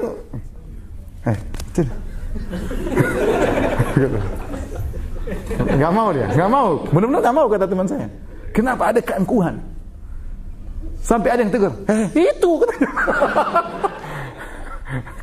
Ya kalau dia pakai bintang, siapa berani perintah dia? Dia kan nggak pakai bintang. Orang tahu orang miskin mungkin disangka pakai baru ngaji, kasihan orang tua. Kalau tahu jenderal, orang segan, nggak mungkin suruh-suruh jenderal tersebut. Tapi maksud saya jabatan itu sangat mudah bikin apa orang angkuh ya. Dia nggak mau guys. Habis itu kata teman saya jenderal, dia nggak mau ngaji lagi gitu. Gara-gara bikin lagi anak miskin sana mau gitu anaknya. Coba aduh. Kalau dia bawa pistol mungkin nah. Baik. Demikian juga ilmu juga bisa bikin orang sombong. Ya. Hati-hati. Ya. Merasa ilmunya hebat, tapi terkadang keluar dari mulutnya. Siapa dia itu? Siapa? Belajar di mana? Ada keangkuhan seperti itu. Hati-hati. Ya. Apalagi dia sudah mulai banyak baca, yang lain tidak tahu ya. Ya. Dan sombong itu bertingkat-tingkat. Ada sombong mungkin di antara ustadz, ada sombong di antara jemaah masjid, ada kesombongan yang muncul di antara jemaah Qatar ya. Ada kesombongan yang muncul di tempat perusahaan, dia yang paling top gitu ya. Macam-macam, tingkat sombong bertingkat-tingkat. Ya, sombong-sombong kecil-kecilan, sombong besar-besaran. Ibu-ibu juga sombong di antara yang lainnya. Ya, macam-macam. Kita berlindung daripada kesombongan, hati-hati. Saya pernah ditanya sama orang pengajian, Ustaz, saya kok merasa ada kesombongan setelah saya belajar agama, Ustaz. Saya baru berapa tahun, dia bilang berapa tahun, 3 tahun belajar, mulailah saya, kenapa ini, apa yang harus saya lakukan? Dia mengeluh, curhat, dia merasakan ada kesombongan dalam hatinya. Jadi itu mungkin kita rasakan, kalau lihat orang baru ngaji, mungkin pakaiannya belum Islami, udah pandangan dia tidak atas bawah, kayaknya merendahkan gitu. Ya, subhanallah, tidak perlu begitu. Ya. Anda diberi kemudahan oleh Allah, terbuka hatinya, berpakaian sunnah, ya. Anda melihara jenggot, mungkin celah di atas mata kaki. Bukan berarti melihat orang yang tidak berjenggot Anda pandangan dengan pandangan apa? Menghina. Tidak. Kita tidak tahu lebih baik dia atau lebih baik kita di sisi Allah Subhanahu wa taala. Kita nggak tahu. Jadi orang ini mungkin belum dibuka pintu kebaikannya dari sisi jenggot, tapi dibuka pintu kebaikannya oleh Allah dari sisi berbakti kepada orang tua. Kita nggak tahu. Ngapain kita merendahkan dia? Ya udah, kita teman-teman, dia mau terima itu urusan dia, enggak itu urusan dia dengan Allah Subhanahu wa taala. Yang penting kita harus sampaikan. Tidak perlu dengan pandangan apa? Merendahkan dan menghina. Tidak perlu. Orang ini bertanya, Ustaz, saya sudah berapa tahun belajar, sekarang saya mulai timbul kesombongan. Bagaimana nasihat Ustaz supaya saya bisa terhindar? Di Indonesia waktu itu. Saya bilang, ente baru belajar 2 tahun, 3 tahun, apa yang mau ente sombongkan? 2-3 tahun tuh punya ilmu apa? Bahasa Arab aja nggak bisa. Ente di Qatar 10 tahun aja bahasa Arab nggak bisa. Apa yang mau disombongkan? Sedangkan anak-anak Madinah kecil-kecil sudah bisa bahasa Arab, mereka tidak sombong. Ini saja belum ada sebab sombong sudah sombong, apalagi kalau sudah berpintar, bahaya. Maka seorang untuk ilmu ikhlas kepada Allah Subhanahu wa taala. Terutama orang yang belajar untuk jadi calon dai, sejak awal dia harus siapkan dirinya untuk menjadi orang yang tawadhu. Pepatah orang Indonesia, semakin berilmu semakin apa? Merendah. Sebagaimana padi semakin berisi semakin apa? Merendah. Dan itu subhanallah, ya saya rasakan juga ya. Saya bicara tentang diri saya ya. Terkadang kita merasa sok sangat penting ya. Orang ngundang sana sini ya. Merasa penting, harus merasa dihormati. Apalagi asisten saya kemarin bilang, Ustaz, baru buka daftar siapa yang mau mengundang, tahu-tahu belum ada sebulan ya. Sudah 600 ngantri minta apa? Ngisi. Ya kadang-kadang ada perasaan ujub dan bangga, merasa sok penting ya, merasa sok harus ya. Itu sifat manusiawi. Tapi harus kita lawan, tidak boleh kita biarkan. Tidak boleh kita biarkan. Karena kalau sudah baru ustadz kampung saja sudah sombong, bahaya. Apalagi kalau sudah semakin terkenal, lebih bahaya lagi kesombongannya. Ya, lebih bahaya lagi. Maka sejak awal seorang harus senantiasa memperbaiki niatnya ya. Bahwasanya dia beribadah karena Allah Subhanahu wa taala, untuk ilmu karena Allah Subhanahu wa taala, bukan untuk sombong-sombongan. Dia harus ikhlas kepada Allah Subhanahu wa taala. Baik. Ini yang pertama. Yang kedua, ini yang paling berat di antaranya adalah seorang untuk ilmu untuk diamalkan. Untuk diamalkan, bukan untuk sebagai wawasan saja. Ya, karena orang yang punya ilmu tidak diamalkan, dia tercela. Seperti orang Yahudi. Allah mensifati mereka dengan al-maghdub alaihim. Orang yang dimurkai oleh Allah. Kenapa? Karena mereka punya ilmu namun mereka tidak amalkan. Mereka tahu Nabi Muhammad sifatnya kayak apa. Ya, wa kanu min qablu yastaftihuna 'alal ladzina kafaru falamma ja'ahum ma 'arafu kafaru bih fala'natullahi 'alal kafirin. Mereka dahulu sesumbar mengatakan kepada orang-orang musyrikin, nanti kalau datang nabi terakhir kita akan bersama nabi itu menghabisi kalian. Falamma ja'ahum ma 'arafu, tatkala datang nabi terakhir tersebut, kafaru bih, mereka kafir kepada nabi terakhir tersebut. Punya ilmu tentang Nabi Muhammad, dan mereka kafirkan. Kenapa? Ternyata nabi terakhir bukan orang Yahudi. Fala'natullahi 'alal kafirin. Laknat Allah bagi orang yang kafir. Maka mereka disifati dengan al-maghdub alaihim. Banyak ilmu yang mereka tahu mereka tidak amalkan. Maka ilmu agama itu kata Nabi SAW, wal Qur'anu hujjatun lak au alaik. Al-Quran itu akan menjadi pembelamu atau jadi bumerang melawanmu. Kapan Al-Quran menjadi pembela kita? Kalau kita baca, kita berusaha amalkan. Semampu kita, semaksimal mungkin. Ada yang tidak bisa kita amalkan, itu di luar kemampuan. Yang penting kita berusaha. Kalau kita salah, kita beristighfar. Tapi ada orang baca Al-Quran, dia memang tidak niat amalkan, dan dia memang meninggalkan seluruh petunjuk Al-Quran. Maka ini akan menjadi bumerang bagi dia, menyerang dia. Maka seorang tatkala menuntut ilmu, dia berusaha untuk mengamalkan. Oleh karena dalam hadis-hadis banyak Rasulullah SAW mengkaitkan antara ilmu dengan amalan, ya. Antara ilmu dengan amalan, ya. Coba saya ada beberapa hadis ingin bacakan lafalnya. Seorang belajar akidah untuk diamalkan.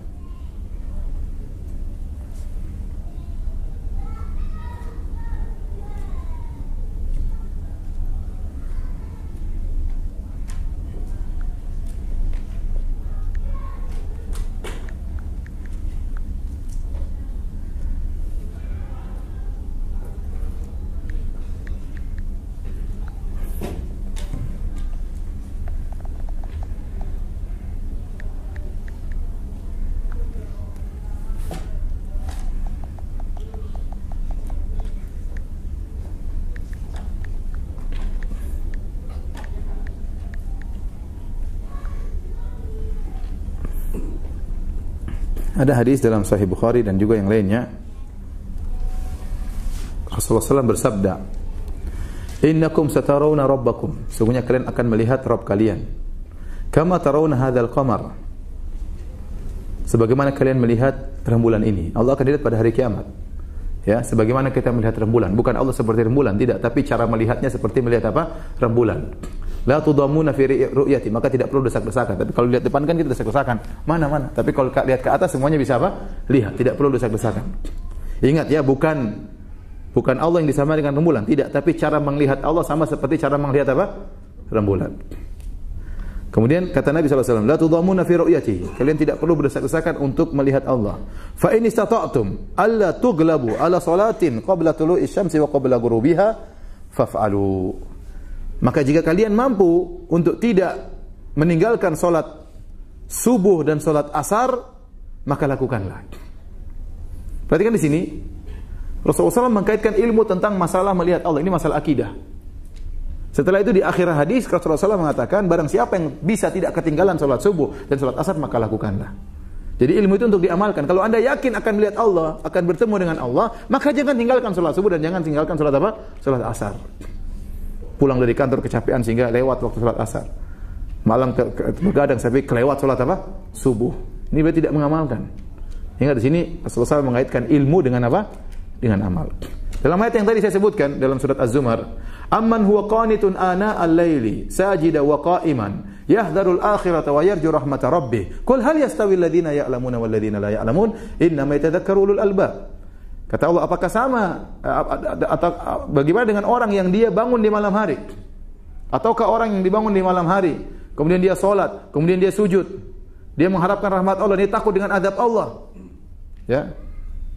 Apakah sama antara orang yang berilmu dengan orang yang tidak berilmu? Allah menyebutkan tentang orang yang salat malam dan Allah menyatakan inilah orang berilmu. Apakah sama orang yang tidak salat malam, tidak berilmu? Ini dalil bahwasanya ilmu itu melazimkan amalan. Kalau orang kemudian hafal ini, hafal anu, hafal ini, hafal anu, tapi kemudian salat malam tidak dikerjakan, ya, amalan tidak ada, itu kurang benar. Contoh dalam hadis yang lain kata Rasulullah SAW, ya, man kana yu'minu billahi wal yawmil akhir fal yukrim dhaifahu. Contohnya, barang siapa yang beriman kepada Allah dan hari akhirat, maka muliakanlah tamunya. Rasulullah SAW kaitkan antara beriman dengan masalah amal. Kalau Anda beriman tentang Allah dan beriman ada hari pembalasan, maka muliakan tamu. Jamu itu tamu karena ada balasannya di akhirat kelak. Jangan pelit. Ya, ada tamu datang dibiarin aja ya. Ya, ada orang telepon, "Akhi, saya mau ke Qatar." "Oh iya." Tinggal di hotel mana? "Oh, saya enggak tinggal di rumahmu, ngapain di hotel?" Kan ada kamu. Dia ingin berlepas diri sejak awal, dia tanya di hotel mana. "Oh, di rumah saya." Oke, sip, akan saya siapkan tempatnya. "Berapa hari mau pulang?" "Saya belum datang sudah tanya kapan pulangnya." "Saya mau sebulan di sini." Jadi maksud saya seorang berusaha, ya, kalau beriman kepada Allah berusaha untuk memuliakan tamu, ya. iya saya tinggal di hotel tapi kamu yang bayar. Enggak, ini bercanda aja. Jadi maksud saya gimana Rasulullah SAW mengkaitkan antara ilmu tentang akidah dengan amalan. Ada hadis yang lain juga, ya.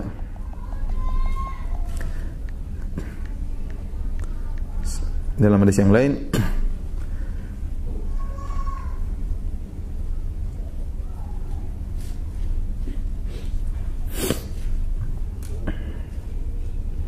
kata Rasulullah sallallahu alaihi wasallam, "Ma minkum min ahadin illa wa sayukallimuhu rabbuhu yaumal qiyamah." Ma minkum min ahadin, tidak seorang pun dari kalian kecuali akan diajak berbicara oleh Allah Subhanahu wa taala pada hari kiamat kelak. Laisa bainallahi bainahu turjuman, tidak ada penterjemah antara dia dengan Allah, langsung Allah bicara. Tsumma yanzuru fala yara syai'an qaddamahu. Tsumma yanzuru baina yadayhi fayastaqbiluhu an-nar. Maka dia melihat depannya ternyata tidak ada amalan. Dan dia melihat di depannya ternyata ada neraka di depan dia. Ini bagi orang yang tidak beramal disidang oleh Allah, ternyata di hadapan dia neraka jahanam. Maka kata Nabi sallallahu alaihi wasallam, "Faman istata'a minkum an yattaqiyan nara walau bi syaqqi tamrah." Barang siapa yang mampu menghalangi dirinya dari neraka jahanam meskipun dengan bersedekah sepenggal korma, maka lakukanlah. Jadi Nabi ingin menjelaskan, Anda harus bersedekah. Anda sekarang punya ilmu bahwasanya akan bertemu dengan Allah, akan disidang oleh Allah. Ada neraka di hadapan Anda. Kalau Anda meyakini itu semua, jangan pelit bersedekah. Karena sedekah Anda itu akan menghalangi dari neraka jahanam. Ini semua dalil tentang keterkaitan antara ilmu dengan apa?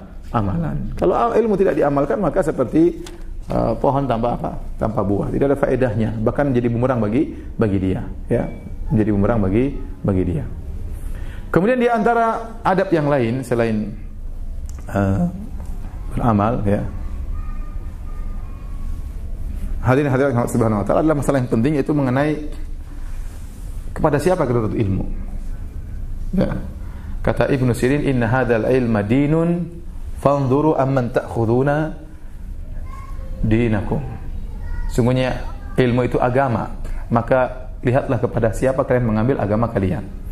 Sekarang ini banyak pembicara di YouTube, YouFit, bebas ya di mana-mana. Maka kita harus melihat siapa yang kita ambil ilmu darinya. Ya. Jelas bagaimana pendidikannya, kemudian jelas bagaimana pendalilannya.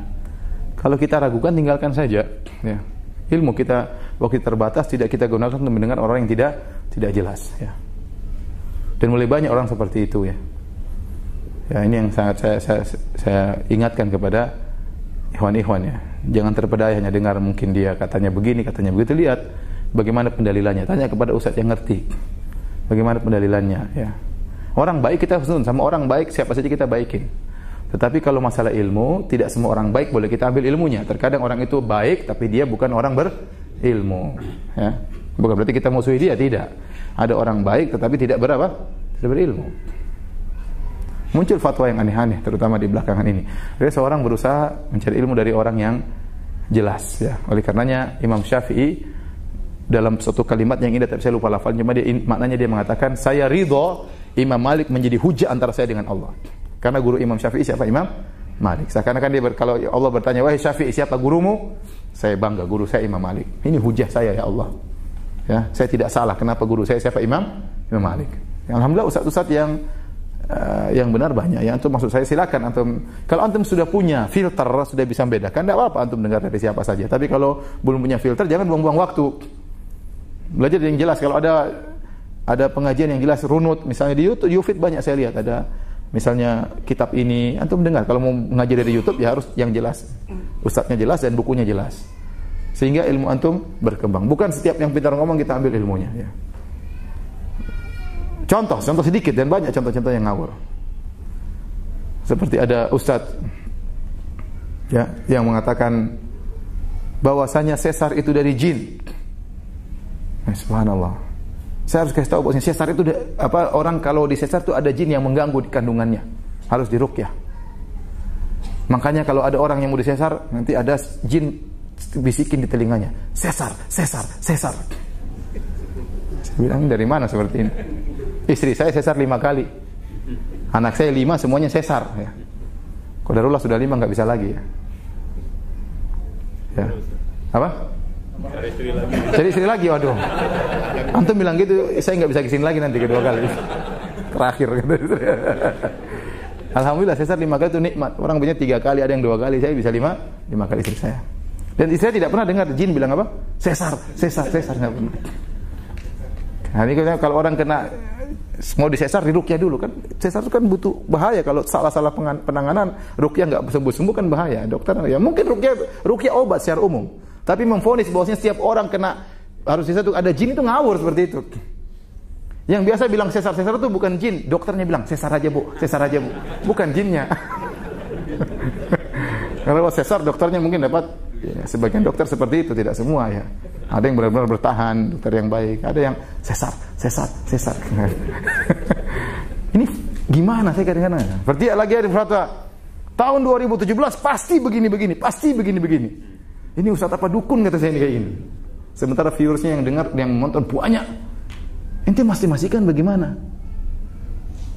Bicara tentang hari kiamat, kemudian mengatakan dalam hadis disebutkan bahwasanya akan ada perebutan kekhilafan. Tatkala seorang raja meninggal, 3 anak-anak khalifah berebut-rebutan.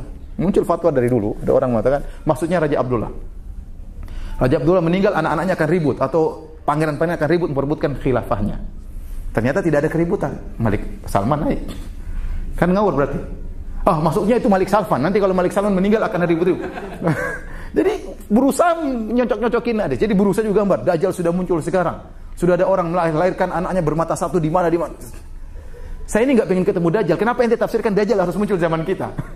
Ente pengen ketemu Dajjal. Kenapa ente paksa tafsir Dajjal harus muncul, sudah muncul zaman sekarang? Jadi bicara tentang masalah agama ngawur. Ya. Saya ini satu contoh saja. Banyak contoh yang saya tidak ingin beri contoh banyak. Maksud saya belajar ilmu agama yang jelas, ya. Yang jelas, pendidikan jelas itu lebih baik, ya. Akademisnya jelas atau guru-gurunya jelas. Tidak semua orang yang pintar ngomong kemudian kita boleh ambil apa? Agamanya. Ilmu itu adalah agama. Fanzuru amman ta'khuduna dinakum. Lihat di mana, dari siapa kau ambil agamamu. Kau bisa punya hujah di hadapan Allah seperti Imam Syafi'i mengatakan, saya ridho Imam Malik hujah saya di hadapan Allah Subhanahu wa taala. Ya, kalau kita salah, Allah tanya kamu nutut ilmu dari siapa? Dari si fulan siapa? Enggak tahu juga. Ya Allah, yang penting dia enak ngomongnya, kan bahaya seperti itu. Belajar agama di mana? Enggak tahu juga, tapi dia terkenal di sana sini. Ya, masalah terkenal bukan jadi hujah. Ya. Tidak semua orang pandai berorasi kemudian dijadikan apa? Ustaz. Saya bilang beda antara orang baik dengan kita jadikan ustaz. Kalau orang baik siapa saja, ada orang pintar ngomong kita senang. Tapi kalau sudah bicara agama, tidak semua orang baik boleh jadi bicara apa? Agama. Ya. Ini segala kaidah umum saja. Yang penting kita, maksud saya berhati-hati untuk ilmu. Jadi hendaknya kita mengambil dari orang yang kita bisa pertanggungjawaban di hadapan Allah Subhanahu wa taala.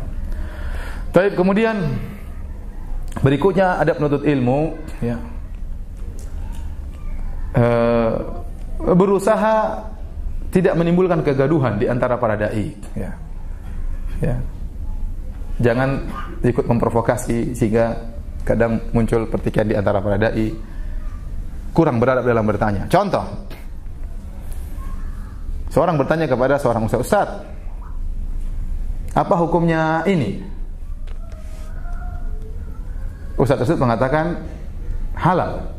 Tapi Ustaz fulan bilang itu haram. Kan dia emosi juga. Ustaznya dibuat emosi. Dianggap suruh berperang sama Ustaz satunya. Nggak usah perlu bilang Ustaz fulan, bilang aja, tapi ada yang berpendapat haram Ustaz, dalilnya begini-begini. Itu berarti beradab.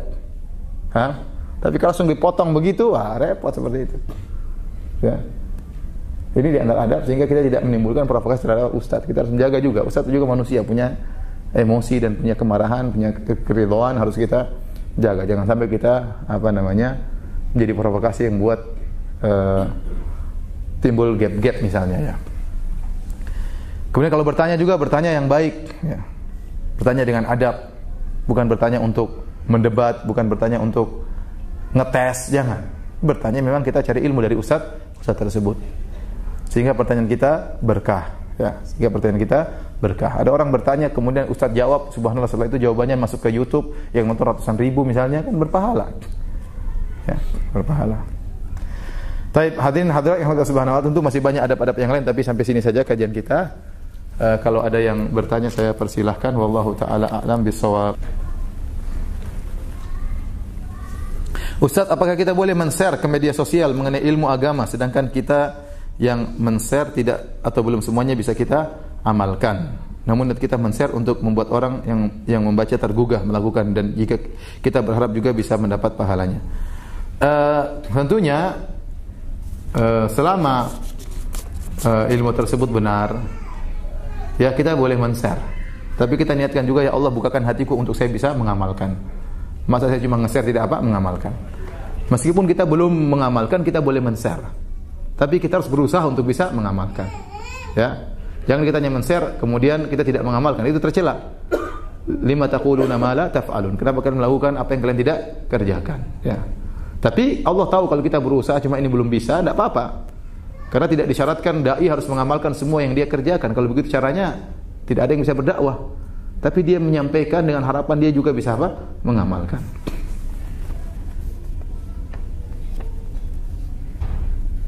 Ilmu apa saja yang perlu seorang wanita pelajari lebih dahulu dalam mendalami agamanya karena keterbatasan waktu yang dimiliki sambil mengurus keluarganya? Ya, ilmu paling penting ilmu akidah, ya. Ilmu akidah, masalah tauhid al-uluhiyah. Ya, ini sangat penting, ya. Seperti buku Kitab Tauhid karangan Syekh Muhammad Abdul Wahab rahimahullah taala, kitab yang sangat saya anjurkan. Karena mengajari tauhid dan mengajar kesyirikan secara terperinci. Bukan secara global, secara terperinci agar kita bisa kenal bentuk-bentuk kesyirikan secara terperinci.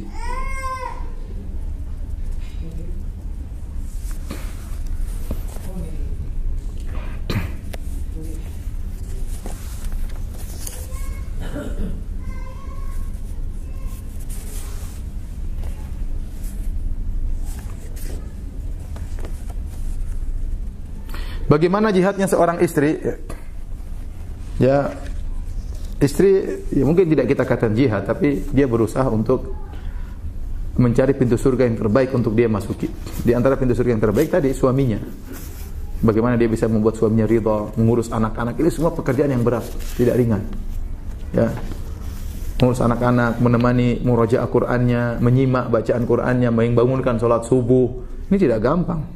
Sampai sebagian ulama disebutkan ibunya, ulama dia masih kecil, ibunya antar dia ke masjid, ditungguin sama ibunya. Dia antarin, ditungguin supaya anaknya terbiasa sholat subuh di mana? Di masjid. Sampai seperti itu. Artinya karena kita ingin anak-anak kita menjadi orang-orang yang soleh. Kalau dia sudah soleh, kita yang untung. Kita udah meninggal, dia yang doain terus. Ya percuma anak kita kaya, pakar kimia, pakar fisika, tapi nggak pernah doain kita. Kalau kita sudah meninggal, butuh kimianya nggak butuh ya. Yang kita butuh dia doain kita. Ya boleh dia jadi dokter, silakan. Jadi pegawai negeri silakan. Yang penting dia punya ilmu, yang penting dia soleh. Maka itu perlu perjuangan. Ya, saya boleh katakan itu jihadnya istri seperti itulah. Jihad sebagai ibu rumah tangga. Bagaimana mengurus suaminya, bagaimana mengurus anak-anaknya, dan dia juga harus menuntut ilmu, ya agar dia bisa seiring dengan perjuangannya tersebut bertambah ilmunya. Adapun wanita jihadnya diantaranya adalah dengan jihad dengan haji dan umrah. Kata Rasulullah SAW, tatkala ditanya, hal ala nisa jihad? Ya Rasulullah, apakah wanita berjihad? Kata Rasulullah SAW, alaikunna jihadun la qitala fihi al-hajj wal umrah. Atas kalian jihad yang tidak ada perlu peperangan, yaitu jihad, yaitu haji dan umrah.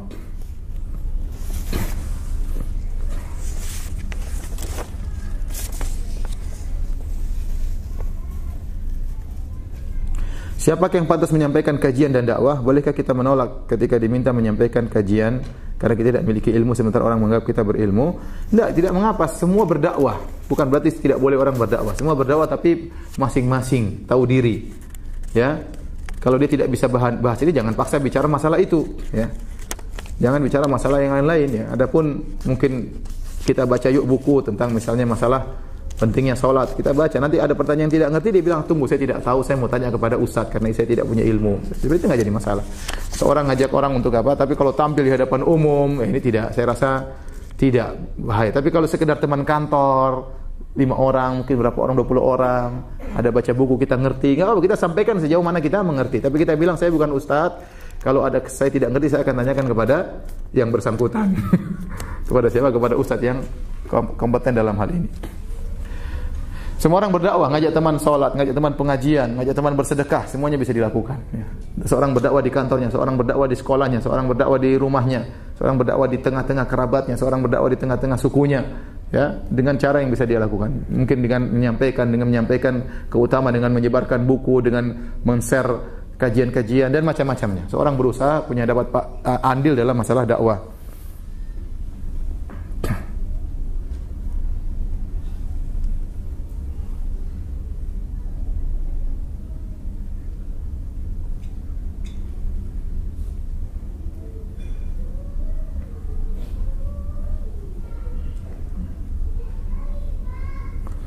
Ini pertanyaan bagus-bagus tapi tidak semua bisa saya jawabnya. Bagaimana sikap kita jika kita suka berbagi ilmu di media sosial tapi kita diledek? Ente ustaz, ustazah, ya ustazah, ustazah, jadi diledek oleh kawan yang gemar datang ke majelis ilmu juga. Yang ledek juga teman. Ente ente sering ke majelis ilmu enggak boleh ngeledek. Ditegur aja, japri. Jangan gitu dong. Ini ngeledek saya ustaz. Saya bukan ustaz. Kamu kan tahu saya bukan ustaz. Terus maksudnya apa? Siapa saya enggak perlu nyebarin? Kan ini bagus ini. Tapi memang baik-baik kalau enggak ditelepon. Kalau enggak diajak makan siang ya. Biar enggak ngeledek lagi.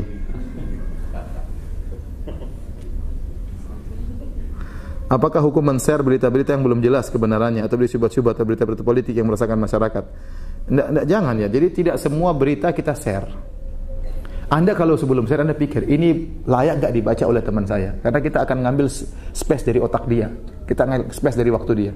Kalau enggak layak ngapain ente share, enggak usah. Kalau ente mau share cek dulu ini benar atau tidak. Kalau enggak bisa dibuktikan kebenaran enggak usah di-share. Anda mungkin masuk di inbox Anda tidak perlu Anda share.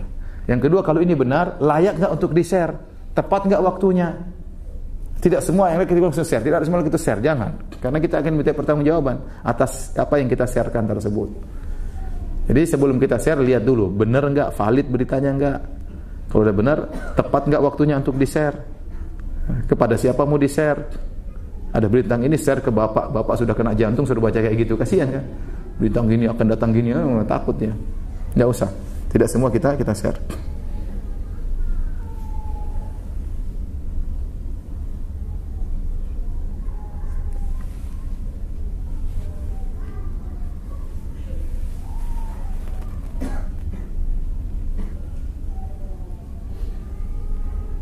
Ustaz, bagaimana hukumnya wanita dalam menuntut ilmu? Seberapa urgensinya dalam pandangan Islam? Sedangkan istri sibuk mengurus rumah tangga. Namun suami mendorong istri menuntut ilmu agama dan menawarkan asisten rumah tangga untuk membantu istri. Bagaimana sikap istri? Ya, suami yang baik ini, bayangkan. Asisten maksudnya apa? Saya nggak paham ini. Maksudnya kasih pembantu atau apa ya? Bagus, berarti suami yang peduli sama istrinya.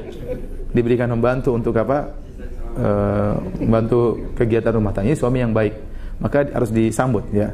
Kebaikan suami. Tapi ingat, bukan berarti kita nuntut ilmu kita melupakan anak kita. Ya enggak. Istri tidak harus ngaji tiap hari kemudian enggak ngurus rumah tangga ya. Jangan begitu juga ya. Ya kita punya porsi masing-masing. Porsi ngurus suami ada, porsi ngurus anak-anak ada, porsi mungkin nonton YouTube ada, pengajian-pengajian ya ada, masing-masing harus ada porsinya. Tapi jangan berlebihan dalam satu porsi sehingga mengorbankan porsi yang lain.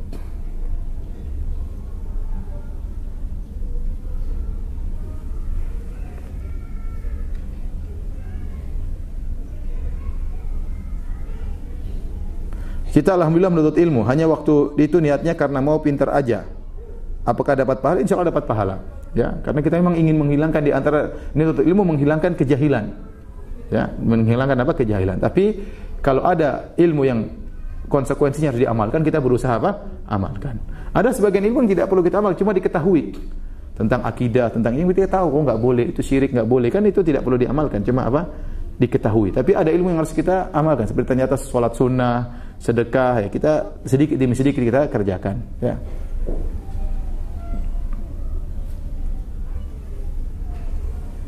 Antum tadi mau tanya apa?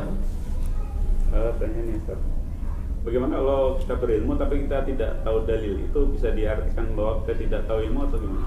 Bagaimana kalau kita berilmu tapi kita tidak tahu dalil? Ya. Dia itu namanya tidak berilmu. Ada orang yang dia tahu dalil tapi dalilnya dia lupa. Tapi dia bilang saya tahu seperti itu, cuma dalilnya saya sedang lupa. Itu berarti dia punya ilmu tapi ilmunya kurang. Tapi kalau dia meyakini sesuatu tanpa dalil sama sekali, itu bukan ilmu namanya. Kita bisa melihat ada orang yang dia asal ngomong tidak ada dalilnya, itu bukan ilmu. Ada orang dia ngomong tapi dia lupa dalilnya. Tapi dia bilang saya tahu dalilnya cuma saya lupa. Nanti saya bisa cek. Itu tetap dikatakan ilmu tapi kurang.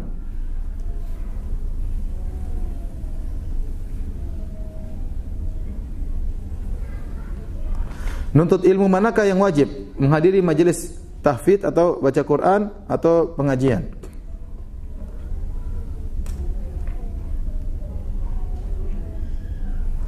Semuanya dibagi. Pengajian ada waktunya, belajar tajwid juga ada waktunya. Ini tidak bertentangan.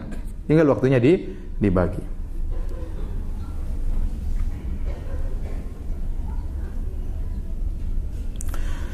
Ustaz, dalam hadis disebutkan sebaik-baik manusia adalah yang bermanfaat untuk orang banyak. Bagaimana bila saya sebagai dokter tapi saya tidak praktek lagi karena harus membesarkan anak kembar saya dan ikut suami mukim di Qatar?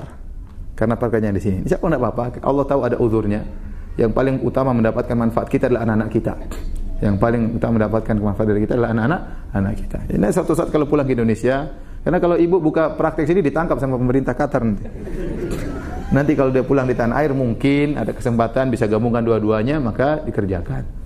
Anak-anak sudah mulai besar ya.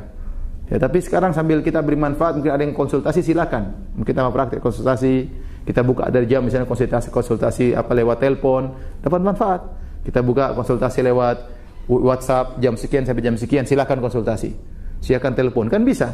Sementara kita bisa belum buka apa praktek konsultasi gratis. Alhamdulillah, beri manfaat kepada orang banyak.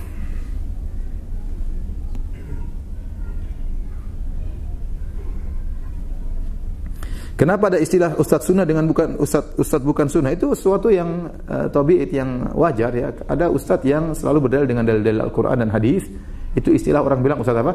Sunnah. Ada ustadz asal ngomong tidak pakai dalil, pakai opini dia sendiri, dan itu terjadi.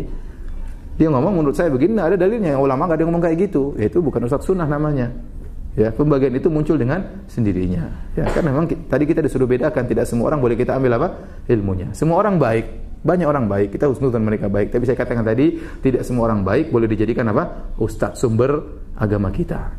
Ya, karena ilmu itu agama, jangan sembarang ngambil. Salah ngambil akhirnya mendem dalam otak kita begini-begini, ternyata keliru.